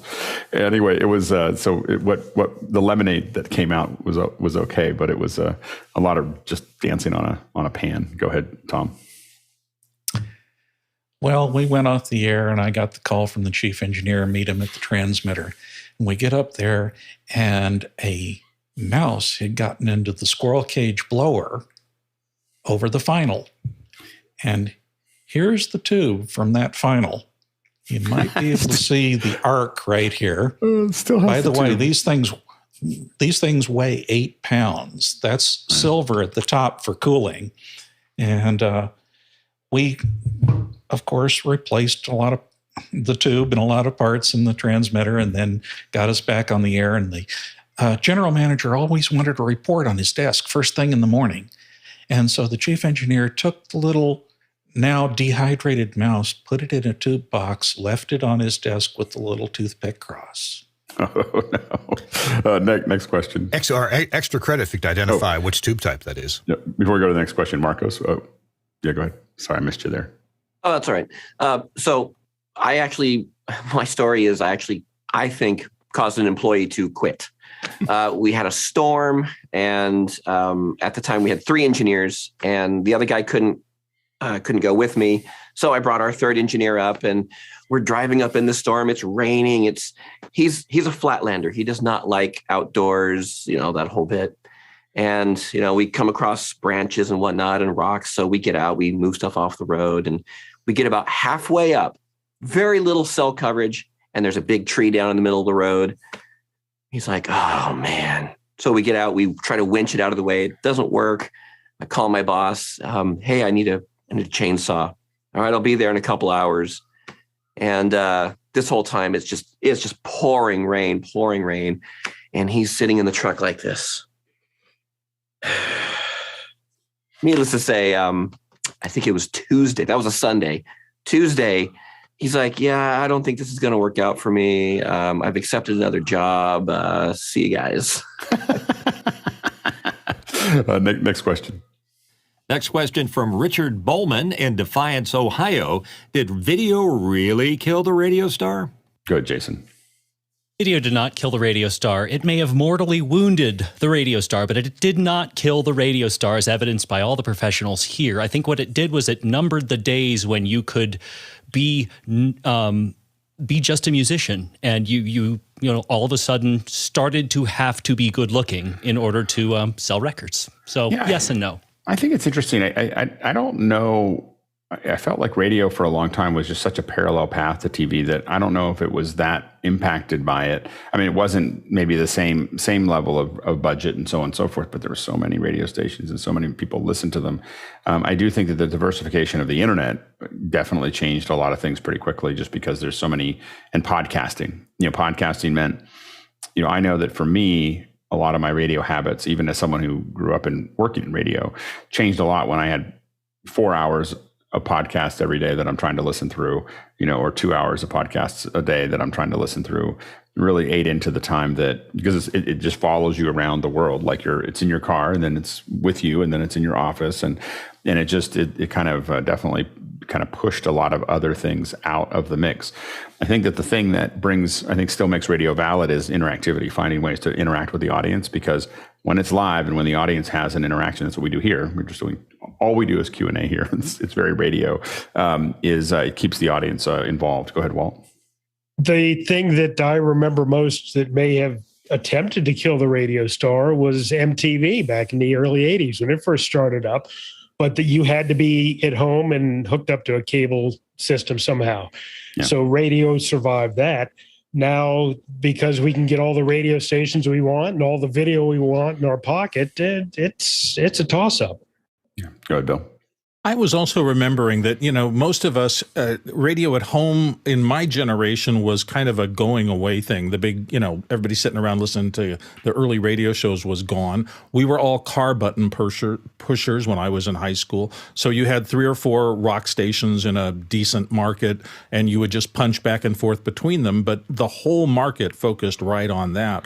As television came along, it had the same kind of thing. There were a few stations, then there were many, and then all of a sudden that choice became what you spent your leisure time in. And if you weren't in the car, I didn't spend as much time listening to radio at home. And now we're in this world where your phone has a million choices as to where you're going to push a button to get your entertainment. And that just changes everything about the game. Now it's a mass aggregation game, and I think that's going to change it, and it's going to morph into something different. I don't know what that is. There you go, Taylor. I don't think video killed the radio star. I think, if you go back to the old phrase, you have a face for radio, wouldn't radio be killing video? It's just yeah, go ahead, Courtney. And podcasting has killed the radio star. So that's where a lot of these radio personalities went to when their stations changed formats to all news or something. A lot of them moved to podcasting. So, they get their own comeuppance. In the end, they have a resurgence via the internet. And a lot of us who do work in podcasting, I think for a lot of reasons, whether it was Leo or other folks, that you see a lot of radio folks do really well because we got to do a lot of work on our own and make a lot of mistakes. My first couple hundred shows were pretty bad. I think most of us would say that, like none of us started off as and I only got to kind of middling at best, as far as a DJ goes. But I think that many of us were able to practice a lot. And I think that one of the hard parts now is you don't get to practice. You're on and you have things that are going to be recorded and put up there in perpetuity. And you're not able to just kind of hack through figuring out how to do something. And so I think that it's a really interesting process. But podcasting has become a huge area because a lot of people podcast, but what they can't really find oftentimes is great content and a great presenter at the same time. Sometimes DJs have trouble. Some former radio jocks don't know what to put on it. And then people have good content. It might be about medicine or it might be about food, but they're not very good at the radio part. They're not good at carrying the conversation forward. And I think it's a real challenge. Next question. And it's from Tom Ferguson in Phoenix, Arizona. What did you most enjoy when working in radio? Go ahead, Tom. I can't hear you, Tom. Actually, there were two things. The first thing I enjoyed was doing a little audio editing. By the way, this is leader tape. There's 7.5 inches between each one of these markings. So you would use it before you started working on something. And then the other thing was practical jokes. We could get away with things all the time. Here you got an old telephone with an intercom button on the side, and we had the cough switch go out in our news booth. So I took that little intercom button and I wired all those buttons in series and I installed it and I labeled one burp, one sneeze, and cough and other bodily functions I won't mention here. And so the news guy's coming running in. He's late as he always is, ripping wire off the copy off the wire. And I'm explaining my new improved cough switch to him, which he doesn't want to hear from this 17-year-old. Okay, so I walk into the control room. Whoops, let me go the other direction here on my slides. And of course, the news booth is right here. And I'm just standing next to the announcer, and I'm watching this guy go through his news. And somewhere about 3 minutes in, he's got to do something. And he looks down at the switch, and he's in a panic. He wants to find the right button. And he does what he has to do. He finds a button that works. But after it's all over, it hits him, what I've done to him. He goes storming out to the general manager. By golly, I get a call a couple of minutes later. Very funny, Tom. Before the next news break, I want you to go down to Parts Electronic, get an old switch like the old one, and install it. Go ahead, Mitchell. A lot of things I enjoyed about radio, and it happened at an early stage in my life. I was still in high school when I got hired at the local top 40 radio station, WAMS AM. And I was kind of introverted and quiet and geeky in school. And all of a sudden, I got this job at the local radio station. I moved my way up to on the air, doing the all-nights or swing shifts, doing evenings and things like that while I was still at school. And what was fun is I didn't tell anybody at school that I was this other guy. I had this name, Bobby Dark. And it was funny overhearing conversations about what Bobby Dark did that was funny or hilarious or whatever. As me, I felt like a superhero at the time, having an alter ego that I could sneak around and hear what people had to say. So that I enjoyed the most about the radio business. You go, Dennis. Well, I still enjoy the music, and that back when I first got started in radio, it was always about the music. Though we had plenty of personality and still do throw in, but it's always still been about the music. You can put a record on, and probably within 2 or 3 notes, I can tell you what it is, and I know how much to do the talk up to the to hit the post. Mitchell mentioned WJAT that he listened to, and I actually have. I don't know if I can share this or not. Let me see how I can do this. Let's see.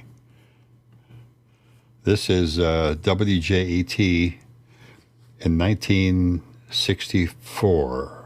My first day there, with a great-looking microphone, the old Western Electric or the Altec, and we had a production.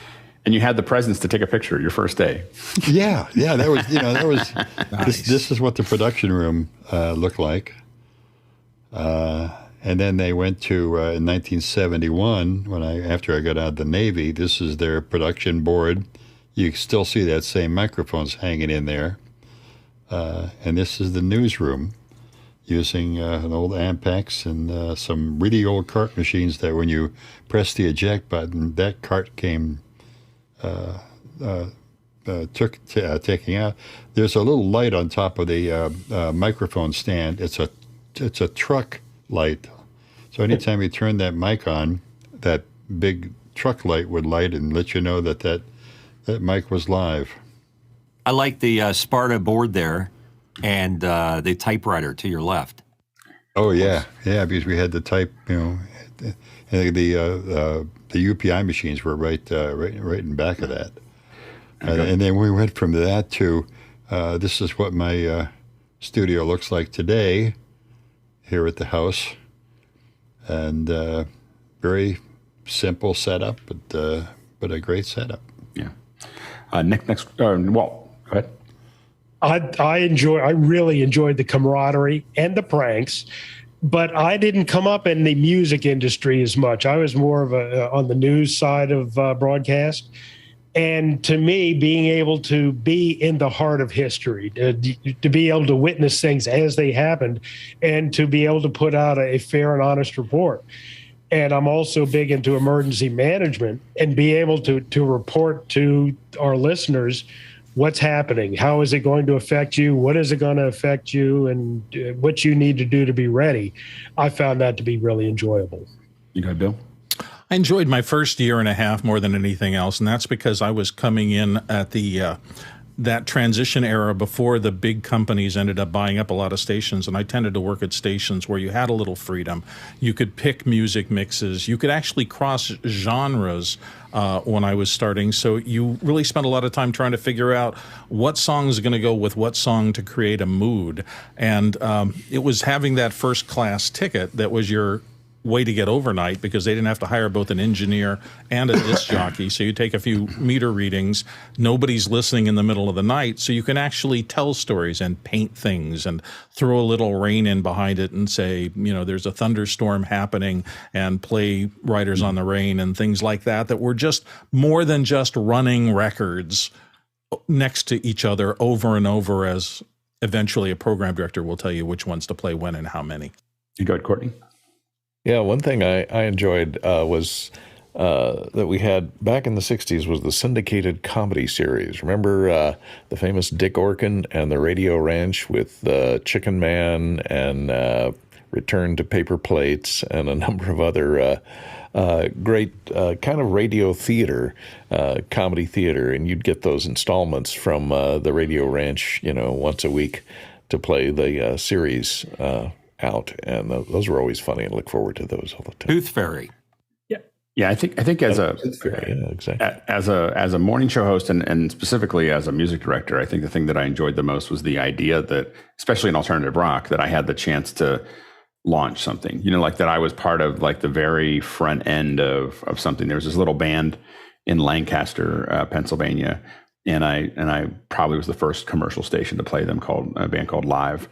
And there was this excitement of hanging out with them because they, when they're in Pittsburgh, we'd hang out and almost everywhere because I was the first person to play their music. So I was, I got to hang out with the band a lot, and you just and so being part of, that launch cycle with a couple of different bands that at the time was super exciting to me. That was like breaking that was a lot of fun. Next question. Next question from James Babbitt in San Diego. How is radio changing as large companies are now owning many stations? Go ahead, Kirk. I think one of the biggest things that I saw being on the engineering side after the Telecom Act of '96 is that I visited a lot of radio stations as a contract engineer in the mid and late '90s, and I saw that the quality of engineering at so many stations was just awful. And when the big companies came in, like Clear Channel, so much of that got cleaned up. Now, say what you will about the programming. Okay, I get it. There's different opinions about that, mostly negative. But the engineering got really standardized and cleaned up in so many ways. So that's the one thing I would contribute to that part of the conversation. Yeah, when I got to the radio station, as someone who grew up in electronics and wiring stuff and everything else, I got to the radio station and the board, every time you turned the pots, you could hear it, and it was just a complete mess. And because we were an overnight station, I asked the general manager, this is like a 19-year-old kid, asked the general manager, can I fix, I had fixed a couple of things. And I was like, can I just clean the board a little bit? And so he allowed me to. He came in 3 hours later, all the wires were hanging out. Like I had torn the whole board apart, cleaned it all up. But I pulled an all-nighter, and within 20 minutes before the Sunday morning started, it was running again. And it ran much better after that. But to your point, like no one had the money or the time or even the know-how to, they were all creatives. At some point, someone had built that thing, and it had not changed since they installed it. Go ahead, Taylor.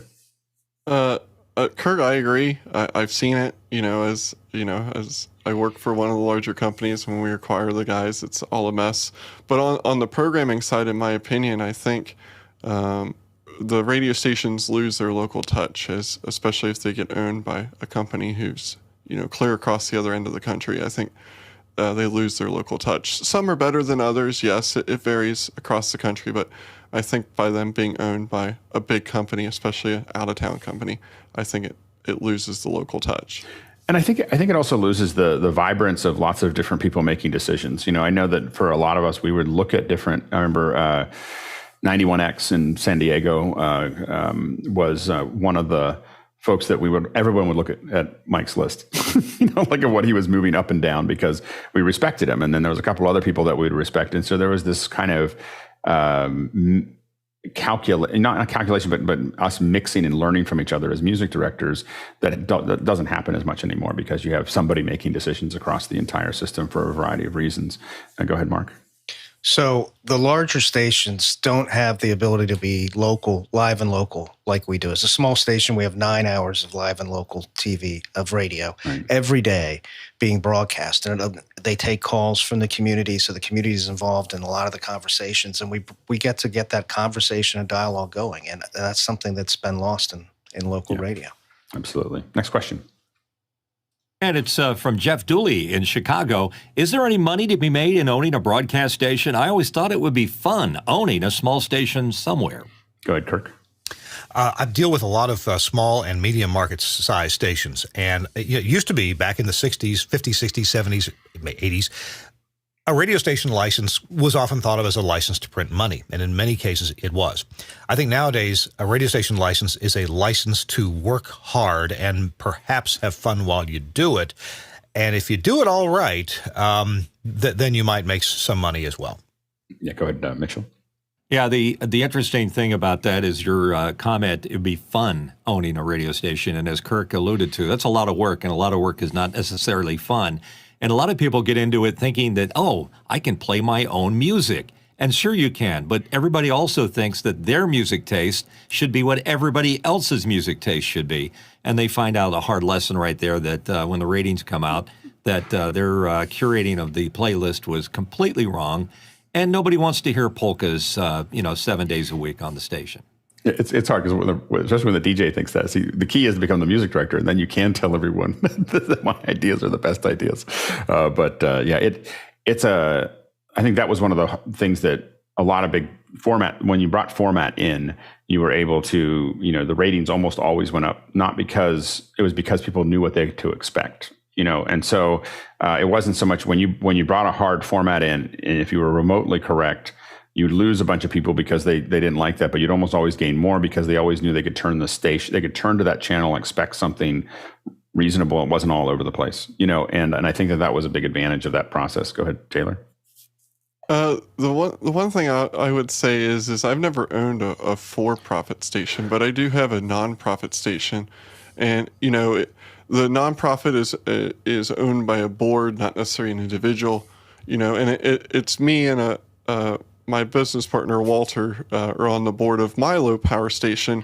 And as a nonprofit station, how to make money with sponsorships and underwriting is extremely, extremely difficult. especially with the limitations on what you're allowed to say on the air. Yeah. It's hard. But the station I worked at was a corporation, but it was a not for profit station as well. So go ahead, Mark. Well, we have a profit station that is a non-profit station. But anyway, no, I think, tying this back to the last question, it's a lot easier to spread your expenses over a lot more revenue like the larger businesses have. But in lieu of that, I mean, we have a team that's working together and we have a group of people that goes out and work. It's a lot harder to make the profit that used to be there, but it's still possible. Yeah, go ahead, Courtney.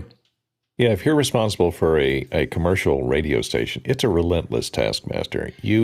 I had stomach ulcers when I was in radio, and after I left, hey, my stomach problems went away, because you're always worried about when you turn on that radio and you don't hear your signal, what the heck happened?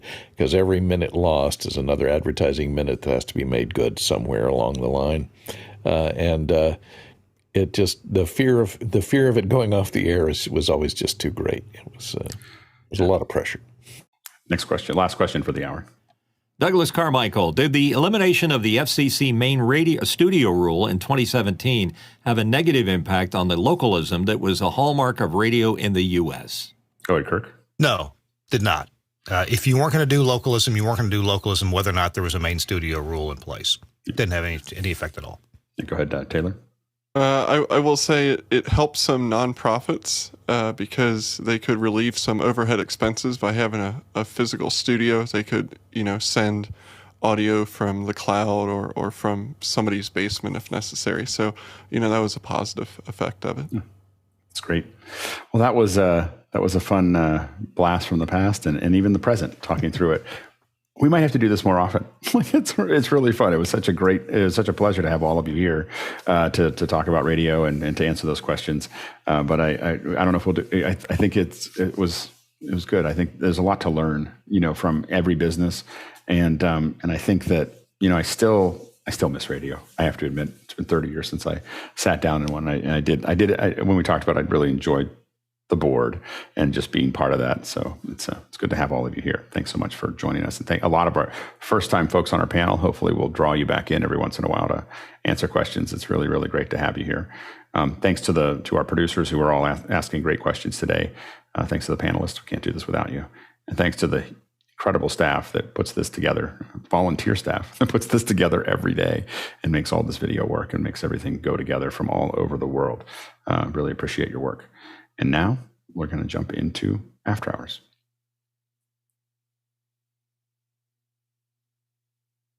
That was so much fun. That was great. Yeah. So for the new radio folks, this is the whisper time. So we know. Chicken Man. He's everywhere. He's everywhere. What's a whisper during the credits? Yeah. Alex, you're still doing radio. This is just radio with pictures. It really is. It's just another radio. They just figured out another radio show. It really is just kind of. Dennis, I had a great time listening to Ronnie Cash on WJET. That's where I was born and got me into radio. We're gonna have to get some connections because I have a lot of stories to tell. Yeah. Hey Mitchell, you mentioned WFIL, and last weekend I had the pleasure of spending a whole day at WFLI in Chattanooga. The meeting of the Tennessee Radio Hall of Fame was there,